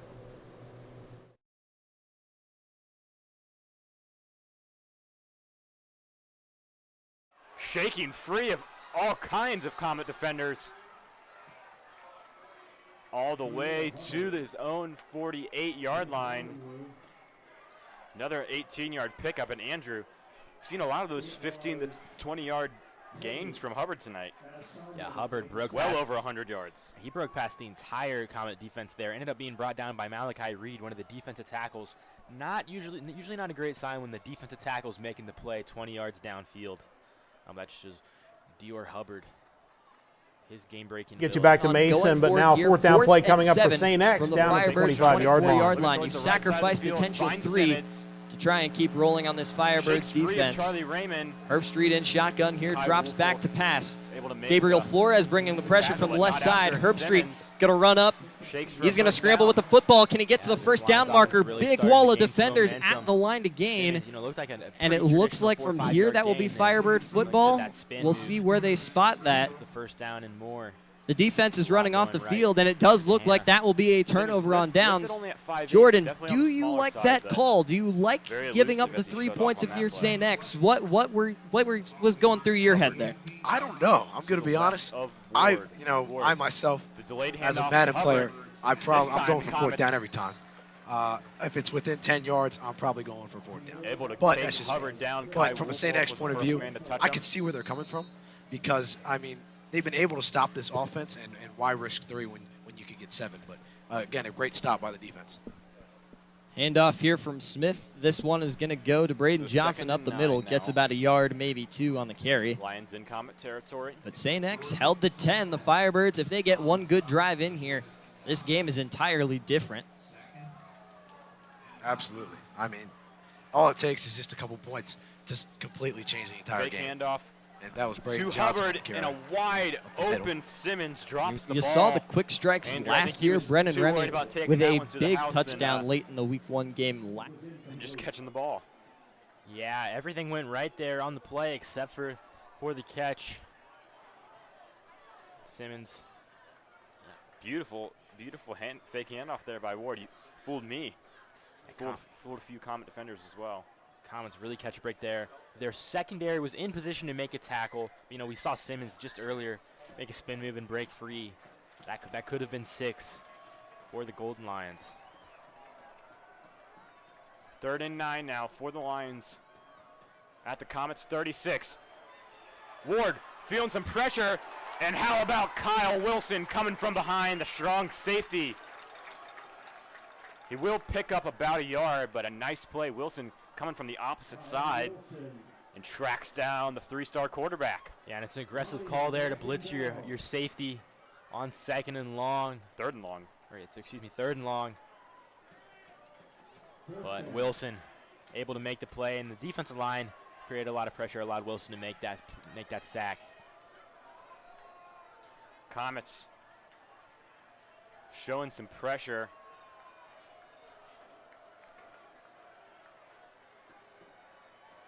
It's Ward. Empty backfield. And he's going to punt it. And a beautiful punt there by Ward. You know, Hulaba looks like it was down inside the 5. Been punting all day for the Lions, but Ward changes things up, and Lions were able to knock it down at the 2-yard line. Yeah, not gonna lie, Adam, that surprised me. I thought they were going for it on 4th down, but Ward just dropped a beautiful punt. It's gonna be difficult for the Comets to get out here. Imagine they're gonna hand it off early and often to either Talley or McDaniel. Take advantage of this. We'll get you back to Mason High School here in a little bit. Meanwhile, let's check back in at Marymount High School and breaking free. Marymount looks like they're going to end up taking the lead over Oakwood just as we arrive. I mean, that came out of nowhere. So Marymount now a 14-12 lead over Oakwood as they're about halfway through the 3rd quarter. I think they're going to have to talk about this, but it excitement tonight at Marymount High School, and we'll see what they do for the extra point here as the Warriors are on top. I was thinking he need to get the ball a little bit more. He's going to pick up that one. happened right after. From what we could tell, it definitely appeared that Finn might have fumbled that football, and Accioni was in the right place at the right time, scooped it up and took it to the house. The inside blockers, we talked about the tackle duo. They've got some experience on Tyler the inside. Kutcher, A little bit. A couple guys taking kicks for the Warriors spring game, so it's going to be Kutcher for the extra time last point. year as a sophomore. He used to play soccer. And they look like this one's right. No, it's good. That one's good. Wow. That looked like a little flop shot, Will. That one was really high and not very hard, but it found its way through the uprights for a point. That's all they care about. That's a 3-point game. Exactly. They initially gave those points to Oakwood on the screen there, but that's not accurate. That's Drew Murphy. He's had a pretty good day scoreboard here. But, Shotgun with a 3rd and 17. 15-12. Marymount takes the lead. The extra point is good. We'll get you back out there in just a little bit. Meanwhile, we'll head back out to the pit. They are underway in the 3rd quarter. It's been a good one so far. Pickerington North with a 21-14 lead. Elder has the ball, but looks like they may be running the punt team out early in the 3rd quarter. Getting in and kind of being scared and being on skates, but being really active. So Elder's going to have to come out and punt this football away on this one and get downfield, but hopefully they can kind of flip the field a little bit. Josh Dugan back at his 11-yard line. Back is Siebert, and the kick is almost blocked. It's high. It's just going to be a short kick. And that was an infield fly. Yeah, it bounces at the 45, and now it takes an Elder bounce to the 49-yard line of Pick North. So Pick North, that's we're doing a flag down, and you're going to get it's going to running into the kicker. Nope, it's going to be a low block on the Panthers again on that one. So that's going to be a short kick, and you're also going to get the same thing on that. So 4th and 17, punting it from the 26. That ball they're standing right now at about the 39-yard line. Actually they're rolling it down to the 50. But they're bringing this one. We're going to walk this one deep for get it down for Pick North. And they've got it almost where you would if we were starting in overtime. They're moving it all the way down. It's going to be even better than overtime. It's going to be at the 15-yard line. So they're going to go ahead and back this one up here, and Elder's going to re-kick. Oh, they're going to re-kick it. Yeah, they're going to back it up. I thought they were giving them. It's like they kept moving the football. It's not. Yeah, and they're going to go ahead and re-kick it. So like that snap, it came out. It was just a little bit. It came out just in time, but they brought everybody. High snap. Dugan in his end zone just gets it off, and it bounces again. It's going to take a Panther bounce, but it goes to the 39-yard line of Elder. So good. They got it down by Gaduli, but not a good situation for the Panthers. Yeah, not what you were hoping for with that drive to come out and start. They got a little bit of energy, but then shot themselves in the foot with the penalty. But now Elder's defense, who has done well, can come out and answer the call and force Pick North off the field. But we've seen Pick North go one-on-one, get a touchdown. We've seen them go 80 yards, get a touchdown. So their offense is really cooking. 1st and 10 from the 39-yard line. 2 wide receivers left, 2 to the right side. Shotgun set up for O'Connell. Now he's going to give to the right side. It's Taylor. And now inside the 20, it gets to about the 25-yard line. That was Dorian Hamilton. My bad on that one, number 23 for Pick North. And they'll move it to the 26-yard line. A 1st and 10 now at the Elder 26-yard line. And they're going fast here. 1 wide receiver to the right and 1 make that 2 to the left. Shotgun formation set up. O'Connell sets up, gives it again to the running back, and this time the same thing. 20 to the 15 to the 10 to the 5 into the end zone. Touchdown, Dorian Hamilton, 26 yards. 26 yards. A great backside cut. He came up to the line and saw that the backside was wide open. Takes the cut, good key block downfield for Pick North. O'Connell even trying to get into the mix, sprinting down the field, but he gets past the Elder Panthers at about the 4 or 5 yard line and just able to get into the end zone. So a well-executed play after the previous down. If it wasn't for Max Stolmeyer making a stop for the Elder Panthers, that could have been a huge game. But this one, they go right back to it, get outside. So North is going to go ahead, and we're going to get it. It is a touchdown, but then I guess they did throw a flag on the sideline, unsportsmanlike conduct on North, which is going to back this up, which we'll see how this kick goes. The couple of the kicks have been a little low, so we'll see if this, first longer kick of the real season for Pickerington North here. Yeah, they're going to mark it about the 18-yard line, and they'll set up now to kick this extra point. Landon Grosh at the 25-yard line will try to kick this 25-yard extra point. And this one is off to the left side, and this one is no good. So with 9:48 remaining in the 3rd quarter, it's Pick North 27 and Elder 14. We'll take a timeout on the Prep Sports Radio Network. Cluxton here with Kelsey Chevrolet, your West Side full service Chevy dealership. Proud sponsor of Elder West Sports Radio. Sales Service Parts and Body Shop located all your automotive needs.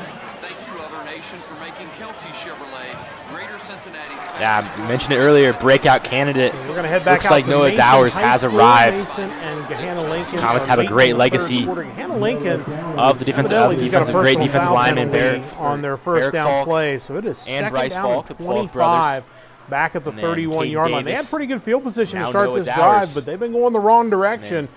Ever since this drive started, Liam Mason McMains. defense looking to try to make something happen to add to a 5-3 Hasn't popped on the lead. stat sheet as much, but having a good game against the Toledo commit, Jake Grimm.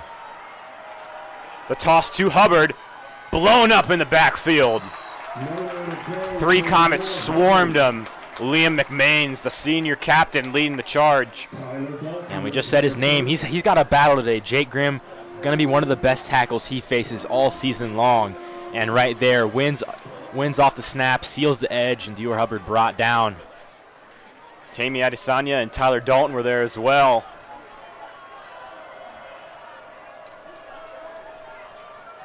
Javion Hendricks is going to check into the game for Mason. So Wilson, Hendricks, and Preston Estoesta, 3 safeties, typical safeties on the field. Looks like Wilson's going to be in the corner position as Ward drops back. And I think we could see a pass interference here. No call. And Comets, I think they got away with one there, Andrew. Yeah, you could feel this the Comets fans holding their breath there, but the refs have been letting them play so far. We've had a couple plays on both sides where maybe there could have been a holding in the secondary or pass interference, but pretty loose calls. Comets catch a break there, and now Golden Lions punt. And Comets will have decent field position. Raymond positioned at the 36-yard line. Low snap. And Hulbia boots that one away. Picked up by Raymond. Raymond going across the field. Oh, a blindside block there from Liam McMains. He does not like that call. You know, and it didn't look intentional, but just kind of bumped into him, and have to agree with the call. Although Raymond is down on the field for Mason after that. Yeah, one of those heat of the moment plays there for McMains, trying to set up a block Back to Raymond Mason had. High School in just a little bit. Meanwhile, let's head back out to Marymount High School, where the Lumberjacks are on the march, trailing 15-12 as there are about 3.5 minutes to go in the third quarter. 3 minutes to go here in the third quarter with a 3-point Warrior lead.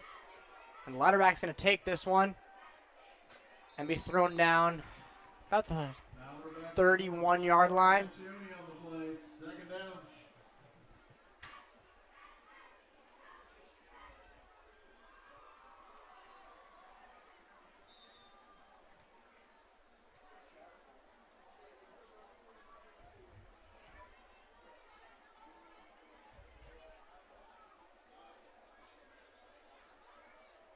Lumberjacks are taking their time here. Yeah, they're going to let a lot of time come off the clock. With 3 wide receivers on the right side. Yeah, that bunch set that we've seen a lot today. We'll see what they go to here. They are going to throw it. Looking right. Oh, wow. That was a bullet right through the hands of Braden Devine. Braden Devine, yeah, right through his hands. Then it almost wound up in Tyler Kutcher's hands. It hit him in the helmet. Yeah, I don't think he could have really done much there unless he has some crazy reaction time. And that ball was beamed from Louderback. Yeah, that was a bullet. That was a tough one to catch. I don't really think you can put that one on Devine. No.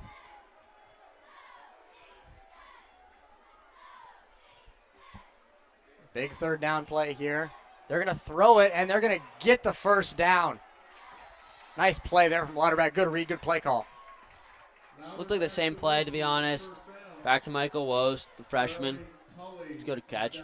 Shout out to the freshman. Looks like a lot of, besides Wilson and Louderback, and even, Stack has done a lot today. The 3 seniors, those have been kind of the leaders, but a lot of good underclassmen making So plays. we're going to head back out to the pit where the long completion has allowed Elder to move into scoring range. They're inside the red zone, down inside the 10-yard line, trailing 27-14 to Pickerington North, with 8:33 left in the third quarter. He spins across the 5 to about the 4-yard line, a gain of 4, and it'll be second down and goal coming up.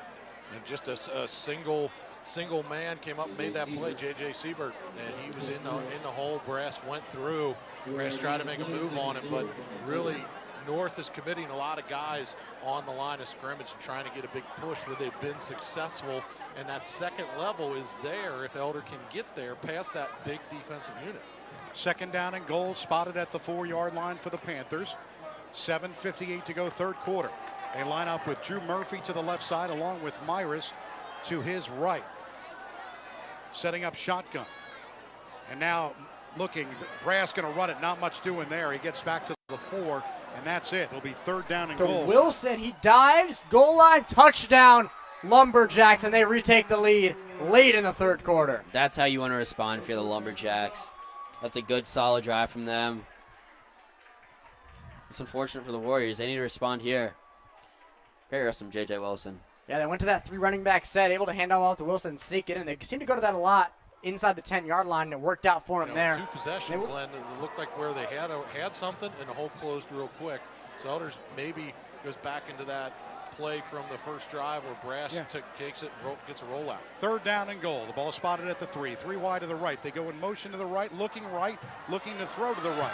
Throwing to the back of the end zone. It is incomplete to the right side in the right corner of the end zone for the Panthers, but not much there. They couldn't capitalize on that. Trying to think if that was Hermeling. And Meyer was the one who was down there. Trent Meyer was the one who went up and tried to make the catch. Several Panthers were in the area. It looked like they're trying to run that fade route to get to the right corner, but nothing doing. So still fourth down again. You know, in a position where you just got to get something to go right and get in the end zone. But as this clock sits at 6:59, you know, the time, still plenty of time left in the game, but this is an opportunity you have to take advantage of if you want to win this football game. So fourth down and goal. They decide not to go for the 20-yard field goal. They're going to go for the touchdown here. Fourth down and goal at the 3-yard line. 2 wide receivers make that 3 to the right side and 1 to the left side, and Drew Murphy. Shotgun set up. Brash, they go in motion to the right, now looking right, now looking left, and now looking, he's going to go try to get in the end zone, and he does it! What a play! Ryan Brash with the 3-yard touchdown run, and he flipped over and got the touchdown. Everything looked like it was collapsing on him in the pocket. He's waiting for a crossing route. Boom, he just sees it up the middle, gets upended, and that was just one of those heads-up plays. We talked about it. Brass has that ability to do. It just see something, go, and he's not afraid to take a hit. Gets into the end zone, so very critical fourth down touchdown for the Panthers to change this game. 3-yard touchdown run by Brass. The kick is up, and this one is good. So it's 6:49 to play in the third quarter. It's Pick North 27, the Elder Panthers 21. We'll take a timeout of the Prep Sports Radio Network. So Elder cutting the deficit down to 6, and a back-to-back sacks, it looks like. Maybe he was able to get the ball out in time. They're going to roll it incomplete. Lakota West will be sacked once again, tries to get rid of it, bounces on the ground. Flags. We'll see what ends up happening there. Some frustration probably building in late this one. flag thrown. Lakota West offense really have had a hard time moving the ball. A little bit of frustration here. The Bombers leading 10-0. Let's head out there live and see how they sort all these penalties out. It looks like Lakota West is going to have to Frustration's punt. starting to boil over just a little bit. We got to contain ourselves here.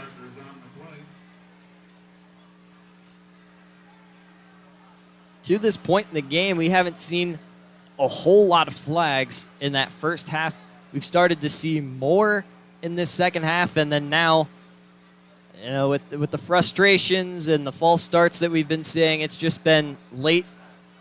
Not the kind of game you want it to be if you're a Firebird fan. Yeah. Too much laundry on the field for your liking. You can say that again. 9 minutes, 40 seconds on the clock here as Lakota West has their a couple of their defensive players on the field here, Drew Minnick and Jacob Asbeck, as they bring out the punting unit. As it looks like, okay, they haven't moved the scoreboard. That is my fault. I apologize. It is 4th down. They had 3rd down showing on the scoreboard. I thought there was something to do with the penalty there, but it will be the punt unit out for 4th down. Yeah, we'll see if Joe can give a good boot here. Maybe give the defense a chance to get a 3 and out quickly.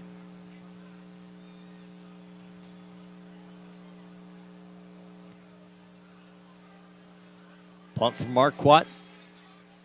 About the 35-yard line.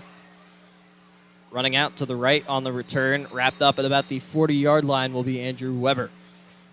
Nice coverage there from special teams. As we switch sides here, you can see the Firebird faithful still sticking around in tonight's contest, even though they trailed 10-0. Going back to what I was saying about the coaching staff earlier seeming oddly calm, do you wonder, is it maybe a bit of acceptance knowing that this is a youthful team? Did they kind of have an idea that maybe the game was going to head this way? What do you think that could be? I think it's a bit of everything. You know, it was high stakes coming into this game. It was just a battle. Here's a play action pass, a lot of room to work with. That's a nice catch. Herb Street throws deep, and he's got the 1st down. Bombers in Firebirds. 10 for the Lions. Ward drops back, feeling a lot of pressure. He's able to find Simmons, or Scott, excuse me, and a lot of green grass ahead of him. And Stephen McCalmont with a huge stop after the 40-plus yard pickup.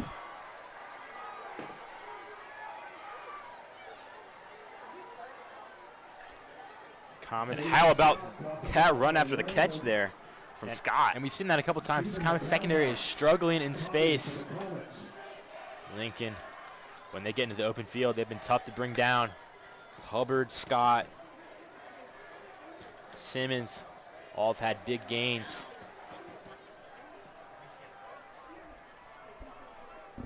Ward, the handoff to Hubbard. Hubbard is going to be tripped up by Kyle Wilson. Picks up 3 yards on the carry. Kyle Wilson with another tackle for the Comets. Stephen McCalmont was in on the stop. 9:27 Theo Hubbard was the ball carrier. left in the game.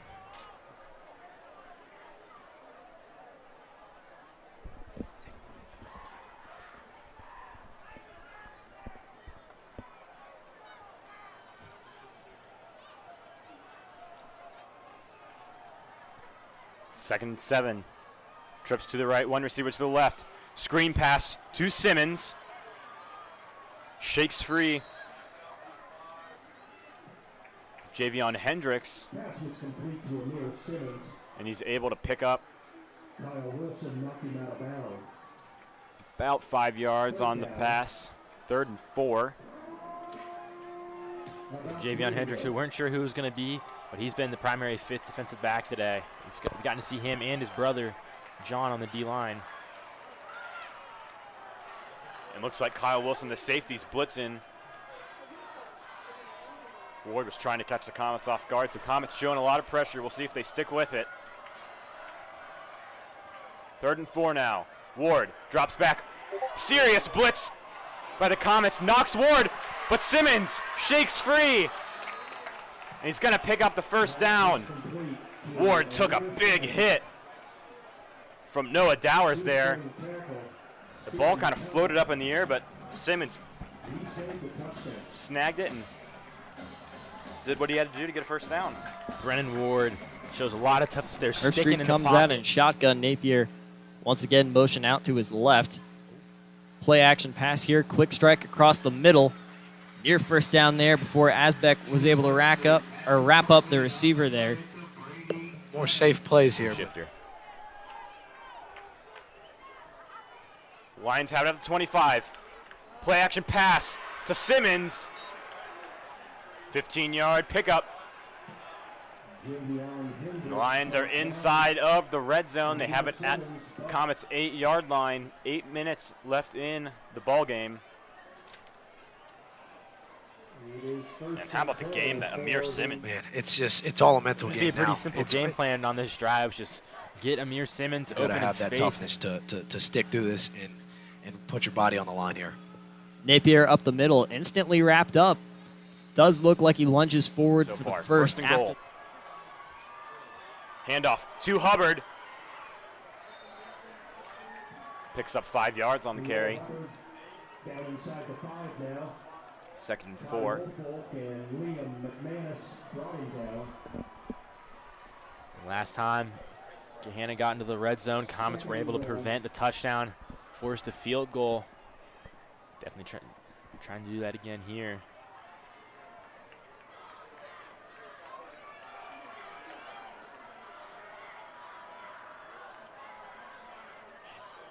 Handoff to Jalen Scott. Or Hubbard, excuse me. He didn't get much. Juan Bates, Noah Dowers in there for the tackle. Hubbard gets about a yard, brings up 3rd down. And right here, inside the 5-yard line. Do you go for the touchdown here? It's definitely running through Coach Ward's head, but focused on 3rd down. Trying to get 6 right here.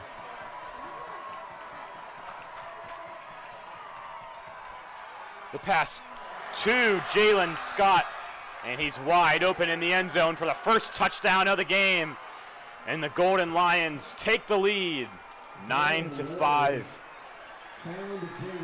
And we finally have a touchdown as Ward finds Scott. And, you know, Adam, I did say at the beginning of the game I thought this might be a little more high-scoring than the past 2 years. I'm halfway right at this point. We've officially passed the total score from last year when the Comets lost 9-7. The year before, 15-7, so not quite there yet. And the field goal. Last year, extra that point. play also blown up at the line of scrimmage. 4th down on the way. Looks like St. X might stay out on the field for this. Keep that clock going and try and pick up this first. Yeah, they are definitely going to stay out there and go for this and try to win the game right here. But again, this is the play of the game right here. This will probably decide it.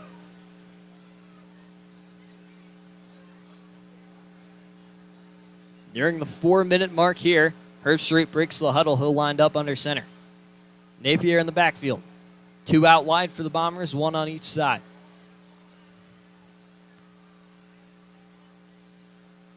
Herbstreit takes the snap. Play action, fakes to Napier. Great coverage on the left side for the Firebirds. Tipped ball, and that is right out of the hands of his receiver on that play, A.J. Golden. Golden listed as a linebacker on the St. X roster, coming in as a tight end there. It goes right through his hands. Turnover on downs once again for the St. Xavier Bombers. And you took a look at their 4th down numbers. They were 0 for 1 heading into this. Of course, it feels like more with all the big 3rd and 4th downs it feels like we've seen to this point. Yeah. I mean, that play right there, that was.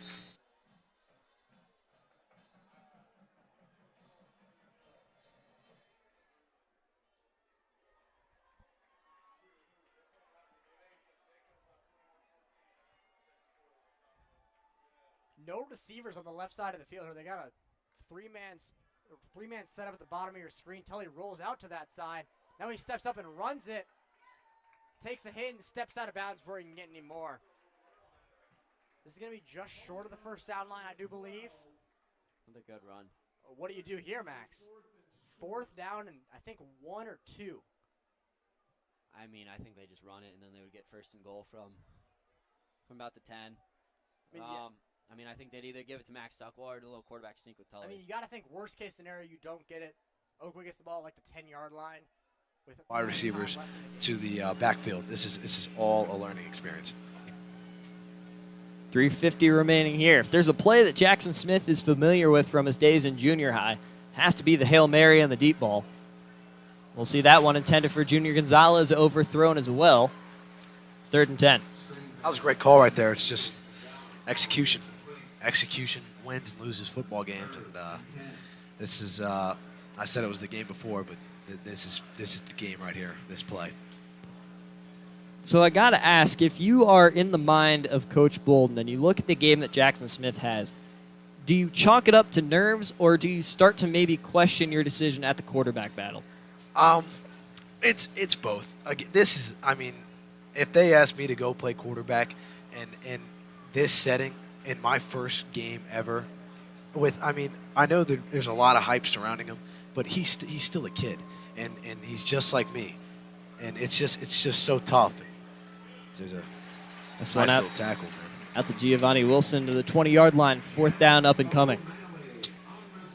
They gotta draw some route concepts up here. Maybe try and get somebody across the middle. Maybe try to get Luca across the middle. Maybe open up a lane down the sideline. Try to draw in the safety. It was Jack O'Malley on the tackle there, the former quarterback of the Bombers. And the punt team will come out for the Firebirds. So it looks like Coach Bolden has conceded this game with a little over 3 minutes remaining. Yeah. Man. Yeah, it's just been a tough night. And it was a slow moving game, but I mean, X definitely got the best of West tonight, and on the offense and defensive side of the ball. So here's the punt here.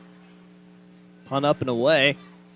Crosses to about the 45-yard line. Return will get it into Firebird territory, and that will fall at about the 46-yard line. And we can linger on the performance of the offense and the youth that we've seen today, some of the mishaps. But, of course, any game, no matter how bad it goes, you can take away some positives. So I'll ask you, being the former player who's played with Coach Bolden, what have you seen today that we can at least...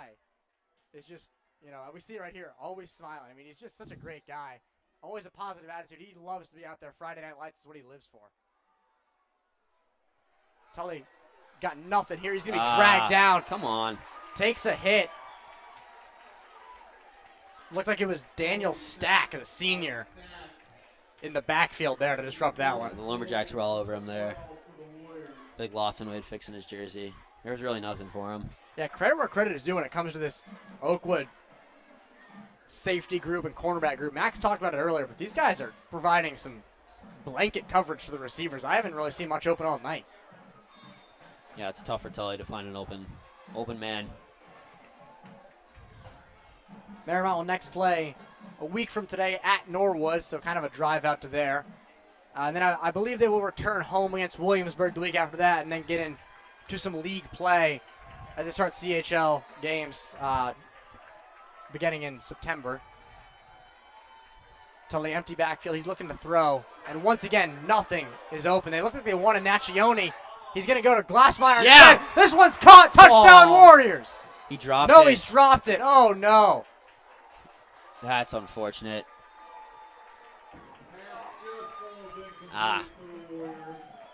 Like Naccioni was wide open in the middle of the end zone, but that's when Charlie was rolling out left, so he couldn't really open his body and throw it to Natch, but that's unfortunate for Glass. He normally brings. So looks like Marymount coming up short. They turned it over on downs. We're going to head back out to Mason High School. Mason in the first just scrimmage over 4 minutes to go in Lebanon, this able one, to go trailing tonight. 10-5. They are on the march inside the 40-yard line. Do want to call out one score. Thanks got to a lot Alex of depth in that Tri-State area, Media but Center you need for your top passing this guys score along. when it matters, and with 4 really minutes and 12 a seconds noteworthy right now, potential definitely result qualifies happening one of those tonight moments. between Marion Local and Wapakoneta. Marion Local has the longest winning streak in the state of Ohio at 32 games. That counts playoffs and regular season. With 5:27 to go, Wapakoneta leads Marion Local 26-14. So it could be a big result in an early season loss, which are not common for Marion Local. So we'll keep an eye on that one. Meanwhile, we'll get you out to Mason High School and see if the Comets can retake the lead late in the fourth. Rhodes, excuse me.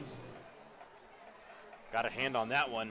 Yeah, dodged the bullet, and Brown had hands in his face right away. I'm not a blitzing DB went right plus Blevins. Not sure if that was a design, if he was going for a route out of the backfield or if he just missed the block, but Brown nearly got drilled. Still 2nd and 10. Under 4 minutes left in the game. This clock stopped at 3:52. McDaniel checks in at running back.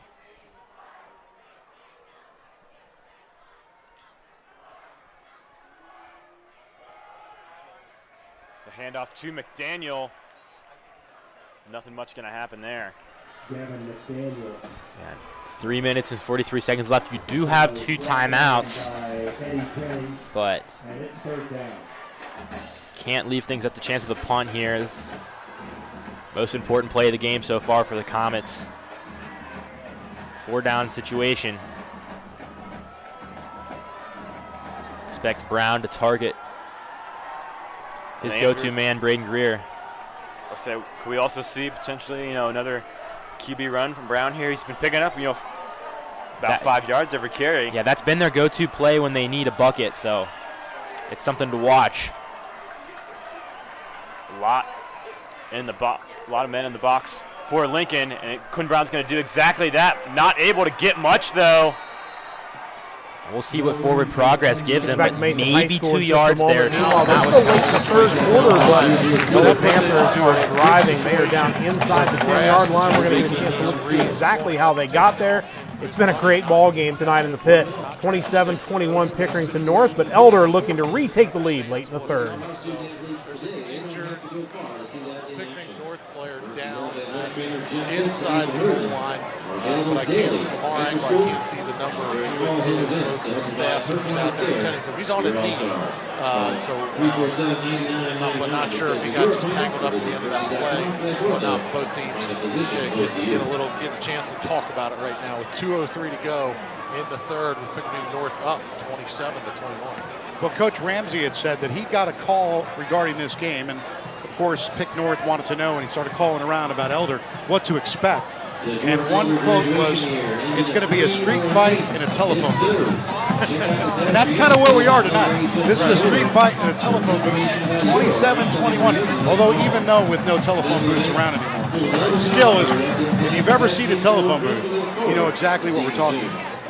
But that's the quote from Coach Ramsey the other night. And the physicality from both sides has been strong tonight. So while we have a timeout at Elder, we'll take you back to here. Mason High School, and Mason just went for it on 4th down and long and threw for the end zone. It was incomplete. So the Comets turn it over on downs with 2 minutes and 5 seconds left. They do have 2 Deflated timeouts Mason remaining. sideline right They're now. going to have to get a stop here. Gahanna They've Lincoln gotta- leading 10-5. Gotta stick A with it. very Still 2 odd minutes on the clock. They've got week 2 one score, but again, they timeouts. played a 9-7 game last year, That so timeout certainly from not the unusual beginning for of the these third 2 quarter teams. where It's there's going to be up to the Right. Mason defense now with Shotgun for 2:05 to Brass. go here Rolling on to Friday his Football left. Live. Rolling back up the middle now. Tries to go inside and does into the end zone. Does he get in? Yes! He gets into the end zone. Brass has scored. Touchdown of the game. And it's funny because McKenna was looking at it, McCullough rather, had his hands all over him, and he got into the end zone anyway. Just couldn't get a push back. Elder, there's what we're talking about. That back and forth between the offensive and defensive lines tonight has just been something it's been fantastic to watch. There's the spot where Elder wins that one. Big push, gets the hole, and then Brass able to just keep his legs underneath him and move. So that battle tonight, and we still got a whole nother quarter to go. And the kick is up, and it is good. So with 1:58 remaining in the third quarter, and that could prove to be costly here. If all goes well, they're going to have limited time to have the ball back, but first the defense got to step up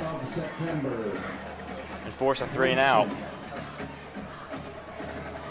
And, the Comets So Mason been using pretty one of their successful so timeouts. far. We're It's going to been stay those right chunk here at plays Mason, that but I have do killed want to them. get you an update on the game going on at successful Tom with Balaban's getting field. It's been a tough night for Lakota West's offense, and they're running out of time. There is 2 minutes to go, and actually they are going to be out of time as they've just thrown an interception. It appears, looks like St. X will take over at the 22-yard line. It should be victory formation for the Bombers. An impressive statement for St. X tonight. A 10-0 lead, a shutout of a team as good as Lakota West. Certainly going to send a message across not just the entire GCL South, but the entire Division I high school football landscape in Ohio. We'll give you the final score on that one, or if anything crazy happens, we'll let you know. We'll keep you at Mason High School, see if the Comets defense can come up big here on Friday Football Live. And chugs forward for a 7-yard gain. Final timeout called. So this play could end things. The Lions just need 2 yards for a first down. And wonder if they'll put in a 5th defensive lineman. We've seen Bates and Hendricks rotating in. This could be the time to have both play at the same time. 1 minute, 50 seconds remaining in the Third and game. 1, Comets, this is a tough matchup for them. Two teams that had a lot of success last year. Lions made the Final Four. We've said that a couple times. But Mason and the GMC only have one non-conference game on their schedule. This is really your only chance. They need to really slow down Pick North's momentum with 152 here in the third, up a point. And they decide to go with Hamilton in the game. Hamilton had a touchdown previously. Both running backs, Taylor and Hamilton, have a touchdown. 1st and 10 at the 19. Looking to the right side, O'Connell throws and it's picked off! It's Sandus at the 15! And he's rolled. And Colton Sandus with the interception. Yeah, Sandus comes up with a big run. Cooper Sandus with a huge interception. So the Panthers get the football back 145 here in the third. Just like that, Elder's in a position to now go up another score. My apologies, it's Cooper Sandus. Colton, that was a while ago. It happened. I'm sorry. It happened. It's definitely, but I had the interception. Got it at the 15-yard line. 2 turnovers now for the Panthers to on the receiving end of it after the fumble recovery. Now they have a I'm going to give you an update up at Marion Local. Marion Local has cut the Wapak lead to 26-21 and has just recovered an onside kick. So it's not quite over yet for the Flyers, looking to extend that 32-game winning streak, trying to keep things alive. They are within 5, and they have the ball back under 3 minutes to go. Let's head back to live action. A gain of 11 for Ryan Brass, and he's really starting to feel it, Phil. He goes late, just late out of that, and there was a little bit of confusion in the backfield, and it was an iffy run, but he escaped the first tackle and got up. So now the Panthers sitting on the 2. In a totally different position than you would have expected when they scored that last one and Pick North had the football. Hadn't made a real big mistake throughout this game, and this one could turn out to be pretty costly. 1:15 to go. 1st and goal at the 2-yard line here in the third quarter. And now the give up the middle, it's Meyer. And let's see, did he get in? He's still pushing ahead, and the ball comes loose. Pick North has it. And I think... Yep, and they're going to say it was a touchback. That's so a touchback. Comes up with it on that. So a fumble by Meyer, and now it goes the other way. And just like that, there's that momentum change in that idea that, fighting for that extra yard, and sometimes it comes up that way. Pick North able to turn it right back around on the Panthers. So they escape here. What looked like was going to be an opportunity for Elder to jump up. Now North with 1:06 left in the third gets the ball back. We're under a minute now, 55 seconds on the clock, and they will let the clock wind down all the way to 52 seconds. Gahanna will call a timeout.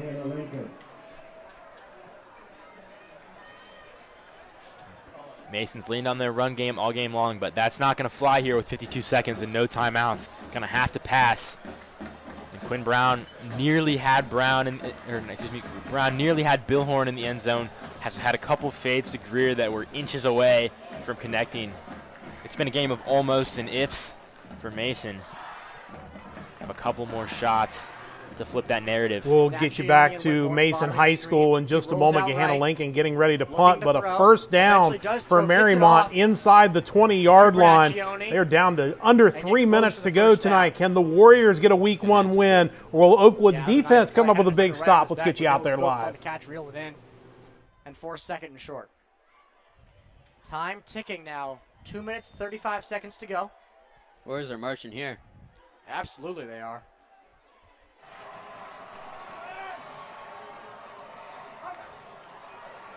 He absolutely boots it, and Raymond will fair catch it around the 21. So 47 seconds.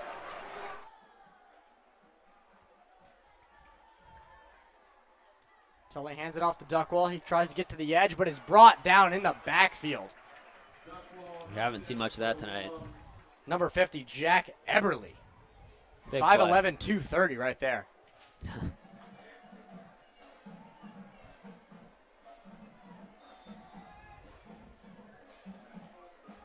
Now the clock inside 2 minutes. The Warriors might end up getting the last possession. If you're Oakwood, at what point do you start maybe burning timeouts here? Even the Warriors have 3 timeouts. And it looks like the Warriors are going to take one here.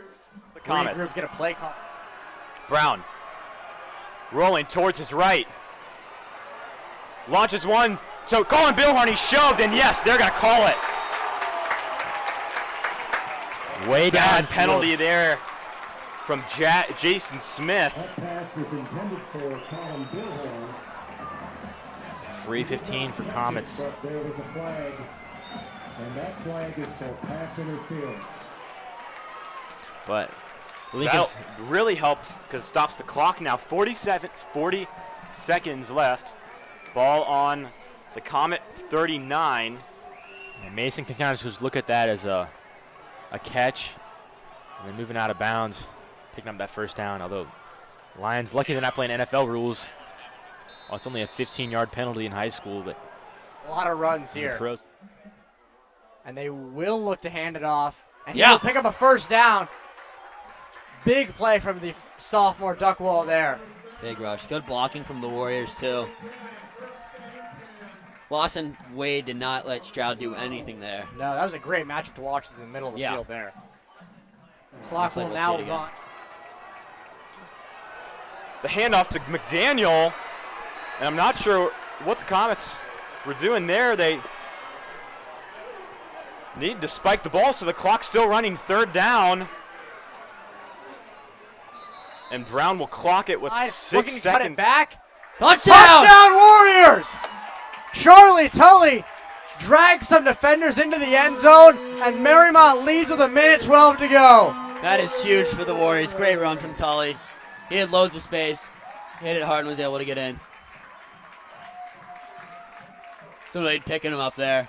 And the student section is fired up. Neil Abbott is running around the track right now with the Marymount flag. I don't know what just happened, but now the Comets, last play of the game, Lincoln gonna call a timeout. It looks like they're looking to. I think they're going to reset the clock. Yeah, clock did a few too many seconds ran off. This will be 7. I thought it was about 9 seconds. They're only going to add 1. That really doesn't do much, but not enough time for 2 plays. One final play here, likely from Dwyer Field. Quinn Brown takes the snap. Looking to the middle of the field. Blevins drops it. I don't know what's going on. The pass was complete to Greer. He's playing some recess, threw it back to Blevins. Blevins dropped it and just stood there. And a heartbreaking end to the game. Gahanna Lincoln 10, Mason 5. So the final score, Gahanna Lincoln 10, Mason 5. It was an excellent season opening football game with And I think the crowd's stunned here at Dwyer Field.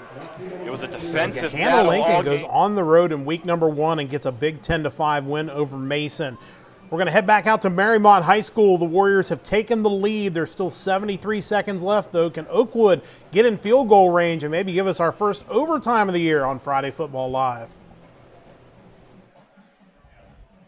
Man, I got to be honest, Max. We talked about the battle of the quarterbacks tonight. Both these teams kind of struggled last year, played a very even matchup. Oakwood won this one by 3 last year. Could be looking at the reverse here, but I would say it's lived up to the hype of opening night. I mean, this has been a really great game. Without a doubt, this game has been very entertaining. As you said, both quarterbacks have been amazing. Charlotte Tully just came to the bench, getting high-fived and smiling ear to ear. You know that had to feel good. Now a squib kick. Oakwood on the return. Oh, no. He's got a hole. Goes to the sideline, and Glassmeyer makes the tackle. Big That's play. a big play. Big play. I mean, they've got good field positioning here. Just over a minute left.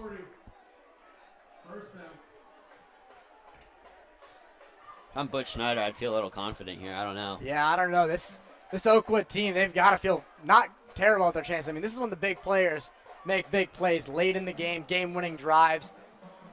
And Louderback and Wilson, the seniors, they know a little something about big plays, I'm sure. So I'll be thrilled to see what kind of play calls they go with here.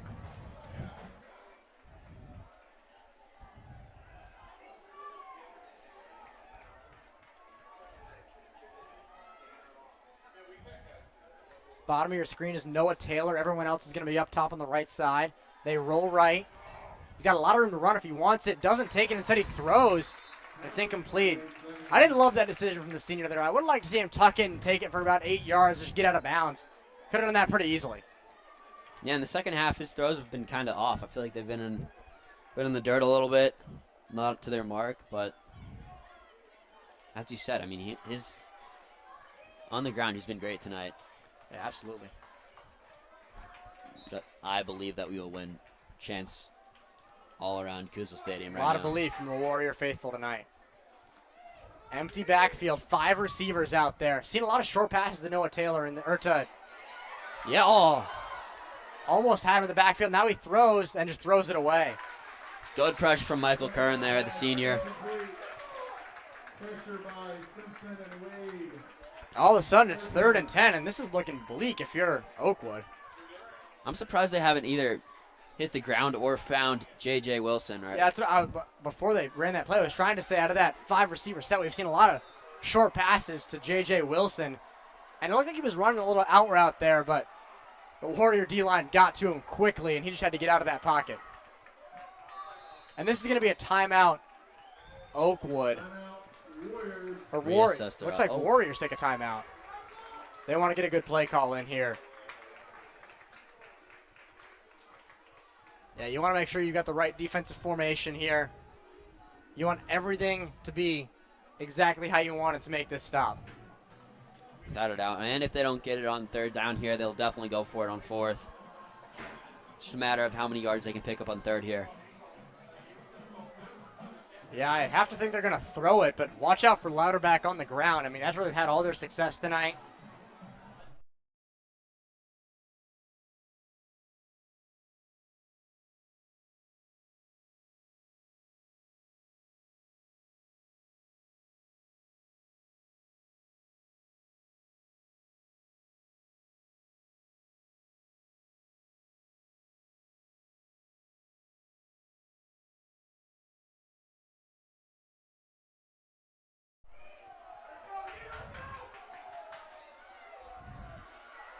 They're going to throw short on a screen pass here. Now they pitch it back to Wilson. What a play call. Up the sideline. He's going to get out of bounds for a 1st down. Talk about a great play call there from Butch Schneider. I'm surprised. That is a nice play. Exactly. I'm surprised they didn't get more from that one. The old hook and ladder on the screen pass. I liked that. That was great. 45 seconds to go. Lumberjacks have all 3 timeouts Clock is stopped. All 3 timeouts in Warrior territory. That was a big play. A huge play.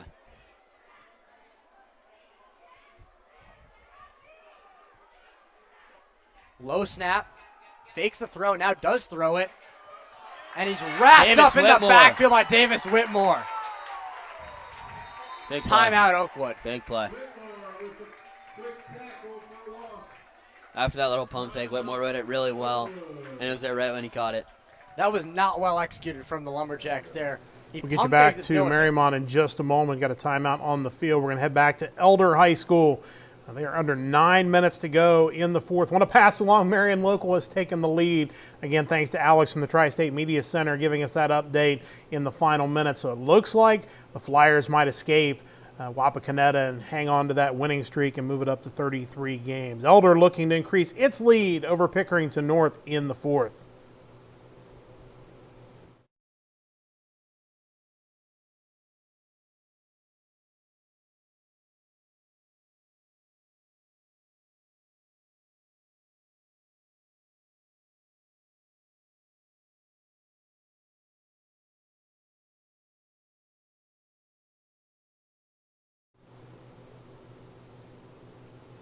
Having some technical difficulties with the audio, but no technical difficulties for the Elder offense. They have scored again.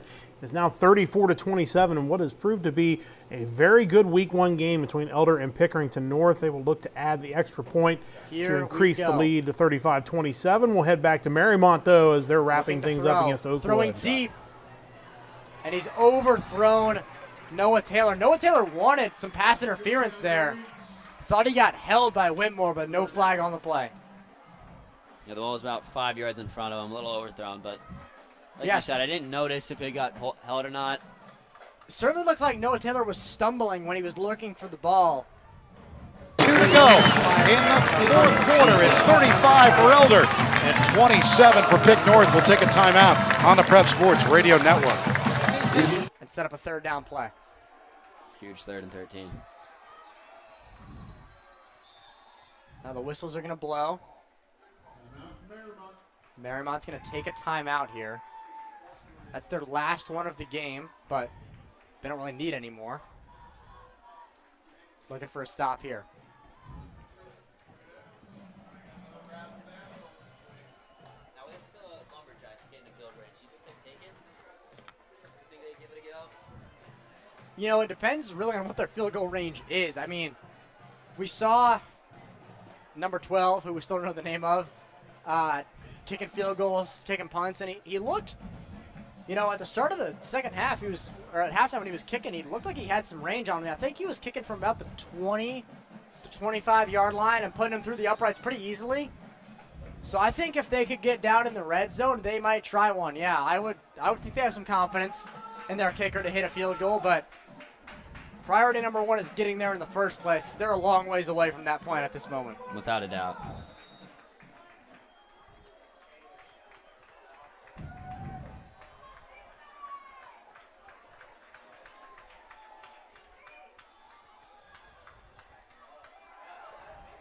Wilson's going to be blocking here. They throw it over the middle, and this one's caught. It looks like it's going to be a first down for the Lumberjacks. Jackson Thobe, the junior, with a huge catch.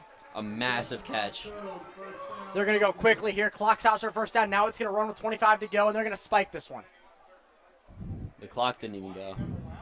Yeah, so if you're unfamiliar with the rule, this is not the NFL, so what's supposed to happen is the clock stops on a first down. Then once the offense gets up to the ball and gets set, the clock will run.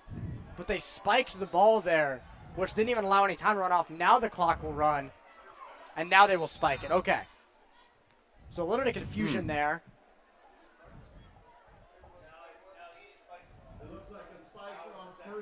But at the end of the day, we're going to have second down and 10 with 21 seconds to go. Oakwood still with 2 timeouts now.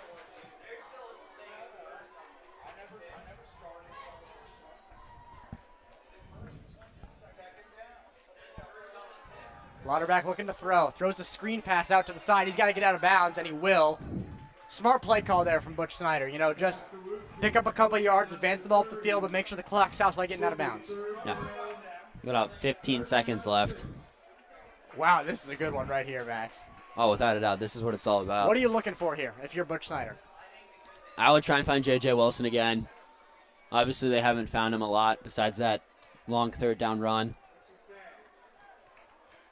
Some confusion going on here, but without a doubt, I mean, they had good field positioning to start the drive, and they've barely gained a couple yards. They've gained a couple yards, but they've taken a lot of time off, which is a big problem. They have not been incredibly efficient here. Not getting out of bounds a lot, which is the main thing you need to do in this situation. Lauterbach and Wilson alone in the backfield. Now Wilson is motioned out. They look to motion him, and now Lawson run, but Lawson Wynn makes a play. They're going to need to call a timeout, and they do. 4th down and 2 is what they're showing right now. Timeout Oakwood as we approach the biggest play of the night. Now they have 1 timeout remaining, correct? Yes, they have 1 timeout remaining. So theoretically, they could look to get a first down here, then use that timeout, and they'd have 1 play to go. And actually, are they in a field? So Max, we are right on the edge. This seems like a long field goal. That right is now. a very long field goal. I doubt. There's no way they go for it. There's no way they kick this. Yeah. They got to go for it, then call the timeout, then assess their field goals potentials. We got to make this first 4th down play quick, but if the Warriors stop, this game's over. I mean, that's. This is the game right here. Yeah, I'm interested to see what Oakwood do. They're staying in that hole for a long time. They're feeling the heat right now. It's about to get real loud out here.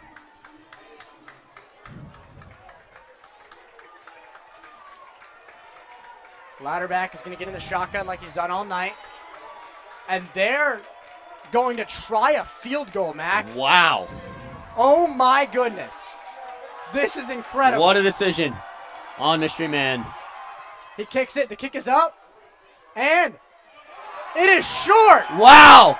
Mariemont wins the football game on a missed field goal on the final play of the night. What an ending. I mean, to me, that field goal looked like it was going in. It was just short. It just did not have the leg. We said it was a long attempt. That's a gutsy play call there from Butch Schneider. I cannot believe they So just victory made that formation coming up for Marymount as the 46-yard field goal attempt is no good. So Marymount going to get a win in week number 1, 22-19. One game left to watch. That's at the Pitt and Elder. Let's head back out there right now. So a 64-yard touchdown run from the 36-yard line, and he just went in easily. But he showed his ability as to why Ohio State might look at him. Oh, yeah, and he was able to break some tackles downfield, too. This wasn't like the previous run where he had gotten ahead of guys. He had some guys challenge him, and he had to step through some tackles. So now they're going to go for 2, and this is 64-yard touchdown run confirmed by Williams-Dixon. 2:49 took down the possession, 5-play, 80-yard drive, but 35-33. They need a 2-point conversion here to tie. 3 wide receivers to the right, 1 to the left. O'Connell's got Dixon to his right. O'Connell's going to throw it. Throws it down. It's incomplete. Incomplete. The Panthers hold him. And with 4:57 to go in the fourth, we have a 35-33 lead. We'll take a timeout, and we'll come back with the Prep Sports Radio Network.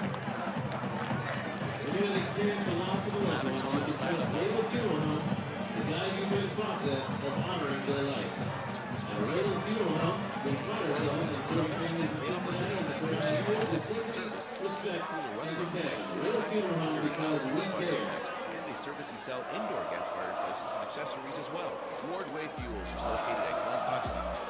Their number is 574-0061. Wardway Fuels, 574-0061.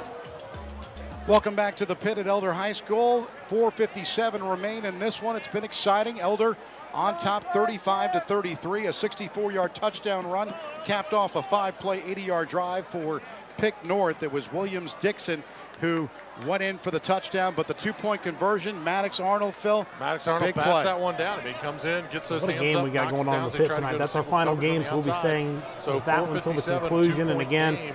big thanks to Very Alex key for the Perez and Elder Tri-State offense Media to Center really keeping get us up to date on something all the going. Don't games give out up of the the ball region. back And quick. certainly the You know, biggest North story of the have to- night was have to whether sweat Marion this Local one would out. continue So their winning Elder's streak. And the offense answer is will have yes. to come out on the They field have and held on to really defeat execute Wapakoneta first. tonight, and Look for certainly that a great pop-up game. kick and get a little bit Marion of a Local return Flyers on it. continue to roll on and win Yes, another game Panthers, and the go Elder to Panthers 33 need to in do a here. row. We'll see if Elder can Got hang Sanders on to back get a week there. 1 win over Pickerington North This here is going to be on a Friday short Football kick Live. to the left. It looks like Sanders again at the 19. He's across the 20 to the 25 to the around the 29. Almost got to the 30-yard line. Portions of tonight's Elder game are sponsored by financial advisors Adam Schuster, Ted Lucian, Matthew Smith, and Jacob Lindsay of the Lucian Schuster Smith team at Morgan Stanley in Cincinnati, offering wealth management planning for their clients. Elder grads Adam Schuster, a certified financial planner, practitioner, and Jacob Lindsay, financial advisors at Morgan Stanley, are currently scheduling wealth management consultations at 513-562-8304. First and 10 for the Panthers at the 29-yard line. 4:52 to go here in quarter number 4.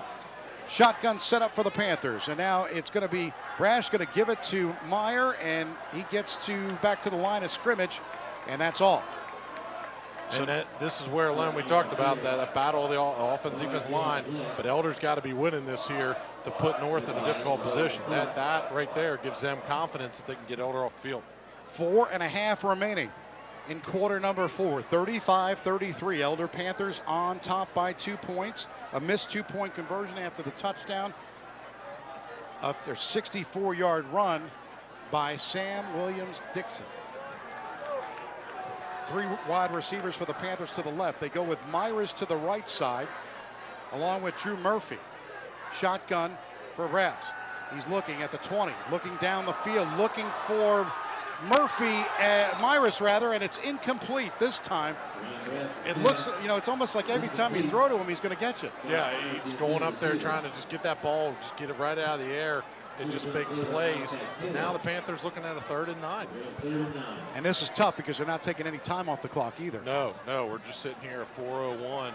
We started this just about 4.5, so not a lot, and it's going to give North a lot of time to play with, unless we see them pick up a big 3rd down here. 3rd and 9. They've been able to do it before at the 30-yard line. 4:01 to play here in the 4th quarter. Elder with a clinging to a 2-point lead. Two wide receivers to the left side, one to the right side. Brass sets up, they go in motion to the right, and that's Neville. Now looking to the right. Now steps up over the middle. Oh, it's incomplete, and that one looked like it could have been intercepted. Yeah, it was a low ball. I mean, if you were going to intercept that one, it was going to be a heck of a play by North. But nonetheless, doesn't matter. They forced Elder to punt, even though you didn't get that interception. So now Elder's defense is talking on the sidelines right now about coming up and making sure that, they're aware of what could be coming here and coming at them fast. Yeah, they set up back, and it's going to be back deep is J.J. Siebert. Dugan is back at his 15, maybe the 14-yard line is where he's going to set up to get this snap on a 4th and 9. And the kick this time is a little bit better kick, and fair catch called for at the 29-yard line. So a nice kick by Josh Dugan. Yeah, Dugan has had a couple of nice kicks in a row, but now it's all about the defense. 3:50 to go. Cliffview Lodge, a part of Red River Gorge Cabin Rentals, has 16 individual rooms. Book a single room or just a private getaway. Or book every room for family reunions, weddings, or corporate events. Check out the possibilities at RedRiverGorgeCabinRentals.com. 3 minutes, 50 seconds left here in the fourth quarter. Panthers clinging to that 2-point lead. And Pick North has the football at the 29-yard line, their own 29, but 71 yards doesn't seem like a lot for them. They've been able to do it with a lot less time of possession, Phil. Yeah, we've seen a couple of big plays come from them. That one early one-on-one on the outside that they used to get one of their touchdowns. So they do have some big yard plays, but 3:50 to go, 3 timeouts, you're not in a rush. And the give is to Dixon. Dixon across the 30. He gets to right about the 31 before he's stacked up in that area. So a gain of about 1 for Dixon. Panthers do a good job stacking them up in the middle. That's been the time when they've been able to get them. Yeah, a lot of guys coming off of that pile. George Kaduli is coming off the guy coming off the bottom, but there are multiple Elder Panthers getting into that. So, like we said, they got plenty of time. North is taking their time. You don't have to they can get it all in one play. We know that, but you don't have to. So there's no problem with now on 2nd and 9 getting a quick one. 2nd and 9 from the 31, 2 wide to the left, 1 to the right. Shotgun O'Connell with Dixon to his right. Now looking to left to throw. It's complete at the 35. He's out to the 39-yard line, and that was Vital. Oh, Vital is the reception there. So Vital, number 3, gets the carry, the reception rather, and it'll be 3rd down and 1 at the 39. It's like we said, don't have to get it all. I mean, right there just proved it. I mean, they didn't have to get the first one out, but now they're sitting at 3rd and 1, and we know that Dixon is the type of guy that is going to be able to, Williams-Dixon, to make these plays. The give to Dixon to the right. Dixon gets across the 41.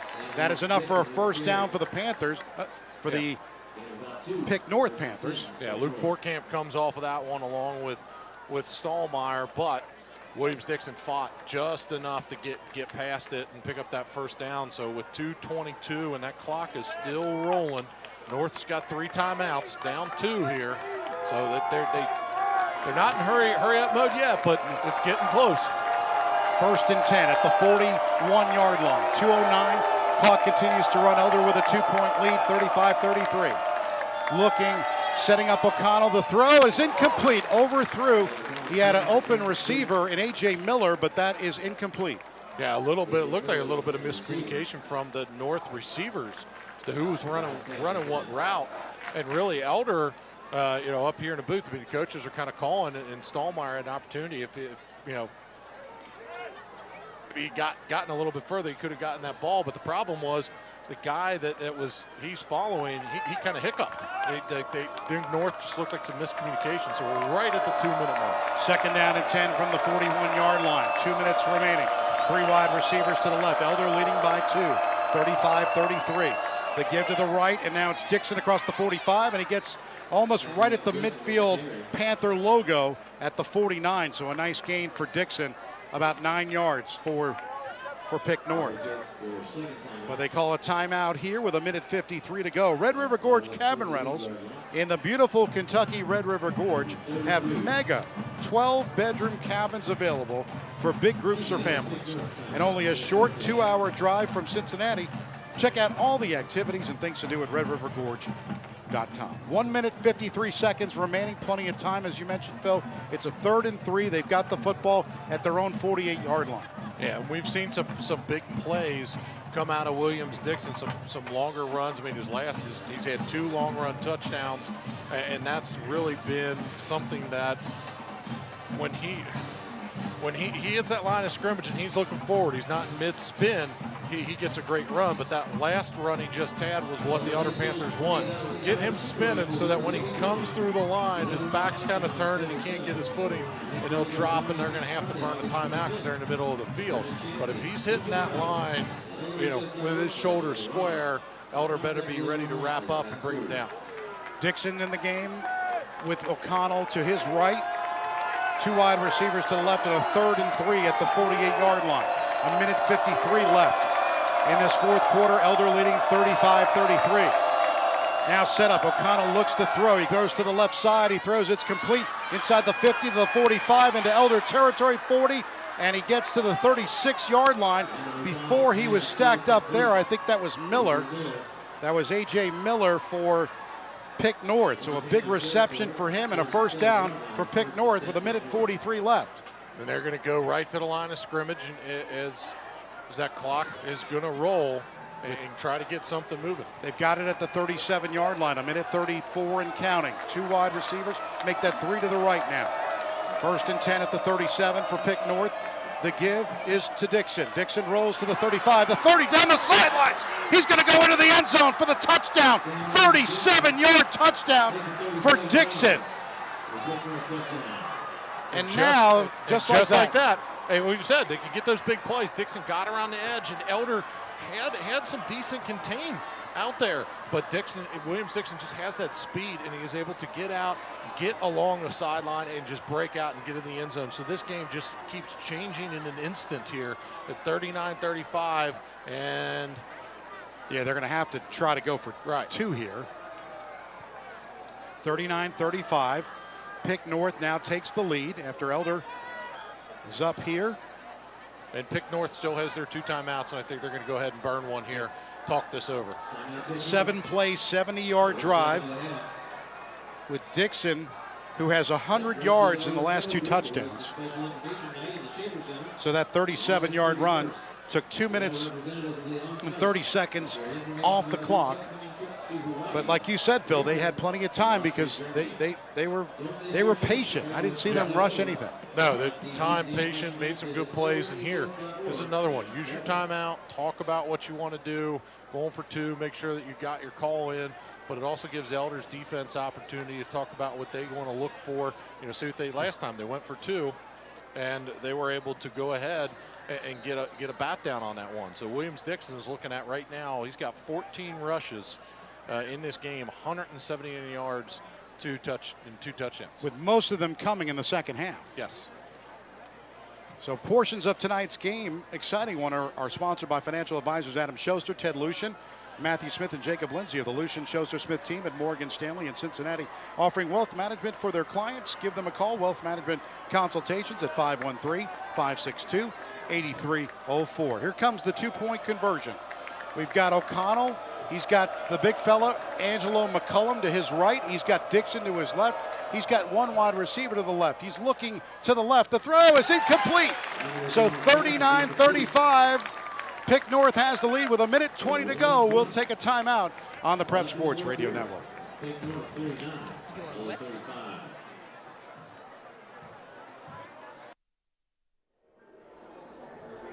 you have the time to listen to me whine about nothing and everything all at once?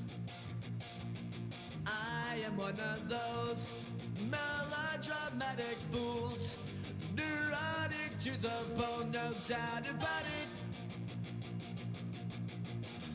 Sometimes I give myself the play here in the 4th quarter.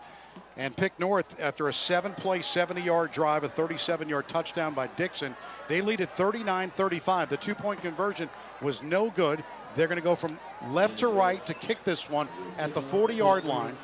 The Panthers, Sandus is back at his 15-yard line. One of the things that hurts Pick North here is they can't get the ball into the end zone. So we'll see what they do here with 1:20. And it's just going to be on the ground. It's going to be Dugan. Dugan at the 25. And Dugan still with it at the 26 across to the 28-yard line. So the Panthers have 1:13 to go. They need to go 72 yards. They've got 2 timeouts. And let's see what they do. They've been able to get Myers open. They've been able to get Drew Murphy open. We'll see if they go with some long passes here. Sidelines are your friend, and at the same time, you got to make sure everybody's sprinting up to the line of scrimmage if you need to kill it. So this is the stuff you practice in the summer, but now this pace you practice it in the summer, when that ball gets caught or that ball gets go down, those linemen, they got to get there and they got to get lined up. The same with the receivers. There's no time for anything but putting the ball down and being ready for the next play. 5 wide receiver set, 3 to the right side, looking Brass to the right, looking to throw to the right, and is incomplete, intended for Myers, but again, that man, McCullum, got a hand on that. Yeah, got a tip on that. You guys got a hand in on that on Brass's throw. So nothing doing there, but 1:09, still time for the Panthers to move the ball down the field. Now they can't just move it slowly, methodically, but they're going to be wanting to utilize sidelines as well as see if they can catch them down the middle of the field. I mean, you still got your 2 timeouts, so if you do have somebody break down the middle, you can get a big play. 39-35 with 1:09 to play. 2nd and 10. Brass looking, this time a little bit more time, and it's intercepted at the 40, the 35, and intercepted by number 36, Kalen Lyles, and that'll do it. But a tremendous game back and forth between both teams. Nothing to hold your head against on this one. This is a great game on both teams. Yeah, North just made a few more plays down the stretch, when it mattered to get some stuff in. But Elder made a ton of plays too to get themselves back in a position to win this football game, and it put them into a spot where they were stagnant for a little while, and then North just came alive. And their guys made plays, but looking at the side of the ball on the Elder Panthers, a lot of questions from last year have been answered. You see that the Panthers have a lot of talent and a lot of guys that are going to be able to make some big plays, but 1:03 left on the clock, so North going to come out and just kind of kneel this one out, and it'll be all over. But look at you look at this Pick North team. They are a very good team, and they stuck with them, like you said. We talked about the street fight in a phone booth. That was what this was tonight. And Pick North is going back home, even though they won this game. They're going, wow, Elder's pretty good. So 1st and 10 at the 37 for Pick North, and with 1:03 to go, this just going to have to just down it a couple of times here. Panthers do have a couple of timeouts still left, and they waste. Actually, North just called it. Yeah. North just called a timeout there. We still just a 2-hour drive is the beautiful Kentucky Red River Gorge, and visit Red River Gorge Cabin Rentals to plan your perfect getaway. Red River Gorge Cabin Rentals has almost every imaginable accommodation: cabins, campgrounds, a resort lodge, and much more. Visit Red River Gorge Cabin Rentals.com. 1:03 to go, and next week the Panthers they are home again. Next Friday night it'll be home against St. Newman and Goretti. I guess in Pennsylvania they're a Philadelphia team. So STS, STS Newman and Goretti sounds like a law firm. But they play them next week, and that will be at 6:30 with the pregame show. Mark Bengal will be back next week. A 1st and 10 for the 37. We'll set up this again with 1:03 to go here in the 4th quarter. 39-35 Pick North with the 4-point lead. Connell gives it to up the middle, and it's this time going to be to the 35-yard line for Dorian Hamilton with 55 seconds. Panthers. Dugan made the tackle, and the Panthers will call a timeout there. Cooper Electric is proud to support Elder football. Reliable service and prompt quality service is the hallmark of Cooper Electric's business. Upgrading your electrical service for your home or your business needs is easy with Cooper Electric. Cooper Electric at 513-271-5000.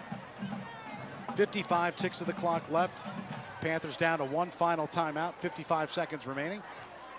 But a good start to the season, I got to say, Phil. This was an entertaining game, and the crowd was into it.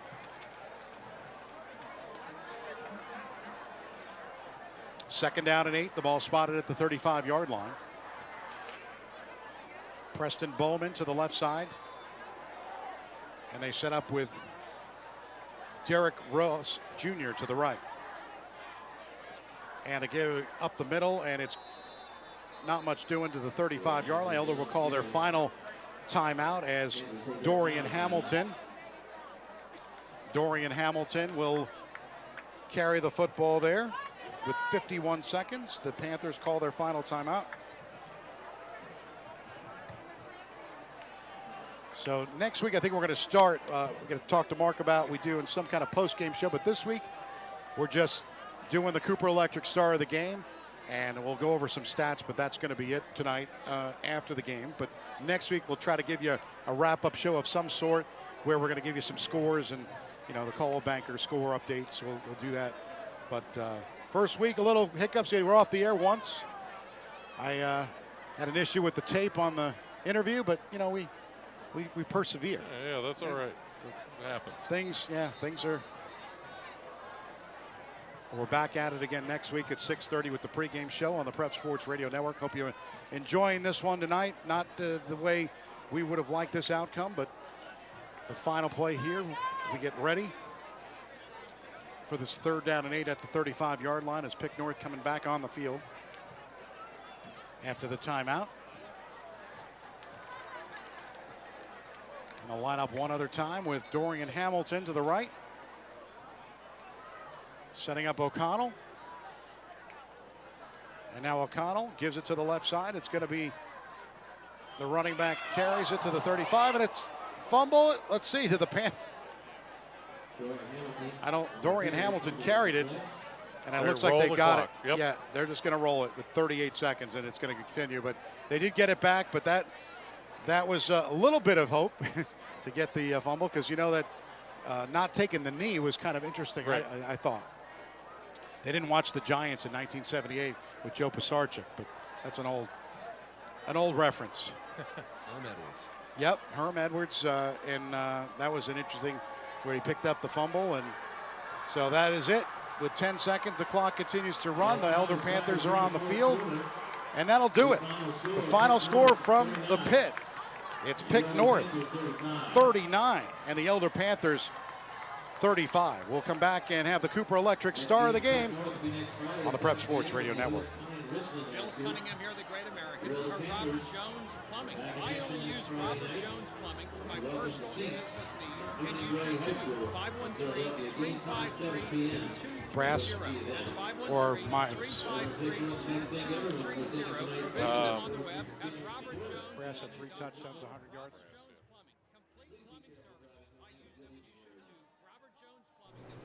So what a night of high school football. It's Pickerington North making the drive down I-71. They'll certainly have a very happy drive home as they pick up a big win tonight over Elder, 39-35. Matt Sexton back with you in the Friday Football Live Command Center. Let's run down all the final scores. We have some games in progress still, some later kickoff times, so they won't all be finals tonight, but we'll give you all the ones we've got. In one of the feature games tonight here on Friday Football Live, it was St. X pitching a shutout, defeating Lakota West 10-0 tonight.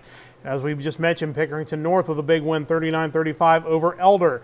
They're midway through the fourth quarter at LaSalle tonight. LaSalle leading Colerain 28-3. In Cincinnati, it's Ben Davis coming down from Indianapolis, putting it on Moeller at the end of the third quarter, 34-14. I think it's a surprising score for most of us. See if Moeller can make a late comeback in that one. Eastern Cincinnati Conference, of course, last night Withrow with a shutout win over Walnut Hills, 42-0. Milford over Edgewood tonight, 42-7. That's a final score. Middletown and Loveland, last score report was a 17-16 lead for the Middies in the third. Lebanon, for the first time since 2011, gets a win over Springboro, 27-14. It's Kings over Sycamore, 29-15 in the fourth. Winton Woods and Trotwood Madison were in the third at last report, 14-7 Winton Woods. Turpin on a late touchdown gets the win over Oak Hills 31-24. It's Olentangy Orange at the end of 3 quarters over West Claremont 28-21, and Anderson with a big win tonight in their opener over South Oldham 44-15. In the GMC, it was Centerville, the Elks, getting a big win tonight at home over Lakota East 30-12. Baden wins the Battle of Hamilton over Hamilton 18-0. Middletown 11, we just mentioned that one. Other games tonight, Kings leading Sycamore 29-15 late. It was Wayne and Fairfield. They're still going on. They're actually just in the late stages of the third quarter with Fairfield leading 44-41. A wild one there. In another game we had featured here tonight, Gahanna-Lincoln, a 10-5 win over Mason tonight. Princeton, a big win in their opener on the road tonight. They go to Elyria and win 41-7. In the Cincinnati Hills League, Roger Bacon, a 33-20 win tonight over Indian Hill. It was a night for winning streaks that were in significant jeopardy. Wyoming had a 67-game regular season winning streak coming into tonight. They hold on. They beat Ross tonight 16-12 to extend that winning streak to 68 games. Madeira over Norwood, that was in the second quarter at last report, 28-0. Marymount and Oakwood, that's a final. Marymount, a 22-19 win. You saw that game here on Friday Football Live. Purcell Marion just about to wrap up a win at home tonight over Deer Park, 40-20. And Harrison defeating Taylor tonight, 37-8. Other scores, Columbus Academy beating CHCA 35-12. In the Southern Buckeye Conference, New Richmond over Bethel Tate 40-35. That's in the fourth quarter. Wilmington gets a big win tonight in their opener over Northwest 28-7. Was Clinton Massey winning the battle for the paddle over Waynesville 38-8. Paint Valley takes down Blanchester 35-14. Late at Jim Brown Stadium tonight, it's Piketon leading Goshen 28-22.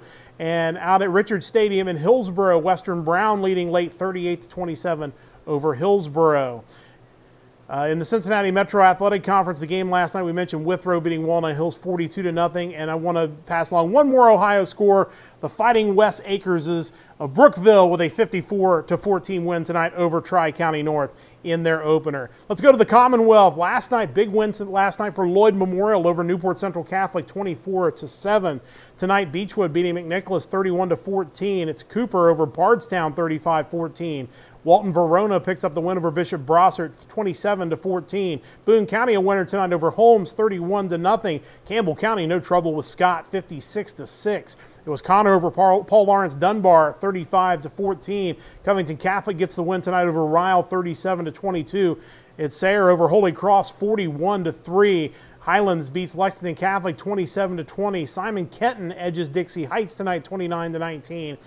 And it was Louisville St. X over Floyd Central 52-13, and Trinity with a big win over Bryan Station 36-3.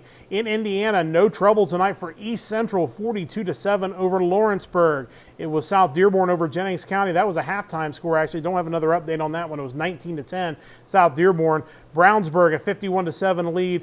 That has now gone final with Bishop Dwenger, and Cathedral over Lafayette Jefferson 55-14 tonight. Of course, we passed along the Marion local result. They were another team in trouble, in danger of losing their winning streak, but they keep it alive with a 29-26 win over Wapakoneta. Other fantastic 50 games in Ohio. Again, thanks to Alex Perez and the Tri-State Football Media Center for updates on these games. St. Vincent St. Mary over Mansfield Senior 35-14, and Springfield with a big win tonight over Cleveland St. Ignatius 27-11. Let's take a deep breath. It's been a wild week number one. We've got another great week coming up next week, week number 2 on Friday Football Live. We've got a great slate of games coming up for you. Of course, check out Friday Football Live. Check out our social media platforms. That'll give you all the information on what games we'll have live, cut-ins on. And, of course, if you're headed out to a game, send us messages on social media. Snap a picture. We'll share it on our social media pages as well. A great night tonight for high school football. The high school football season is on the roll, and we are going to take it all the way through week number 10 here on Friday Football Live. Our executive producer, director, spiritual leader, and creator of Friday Football Live is Wes Akers. Our reporter in the Tri-State Media Center tonight was Alex Perez. Matt Supinger joining the broadcast for the first time tonight, keeping an eye on those games in Northern Kentucky and Southeast Indiana. Gracie Koffer, as always, kills it on the social media. Make sure you follow everything she does on there. Phil Hoffman, really unsung hero tonight, keeping it all running tonight, keeping the game switching here and there. Great job by everybody. And again, thank you for checking us out here on Friday Football Live. We'll be back next Friday night at 7 o'clock. Don't forget to join us on Friday Football Live.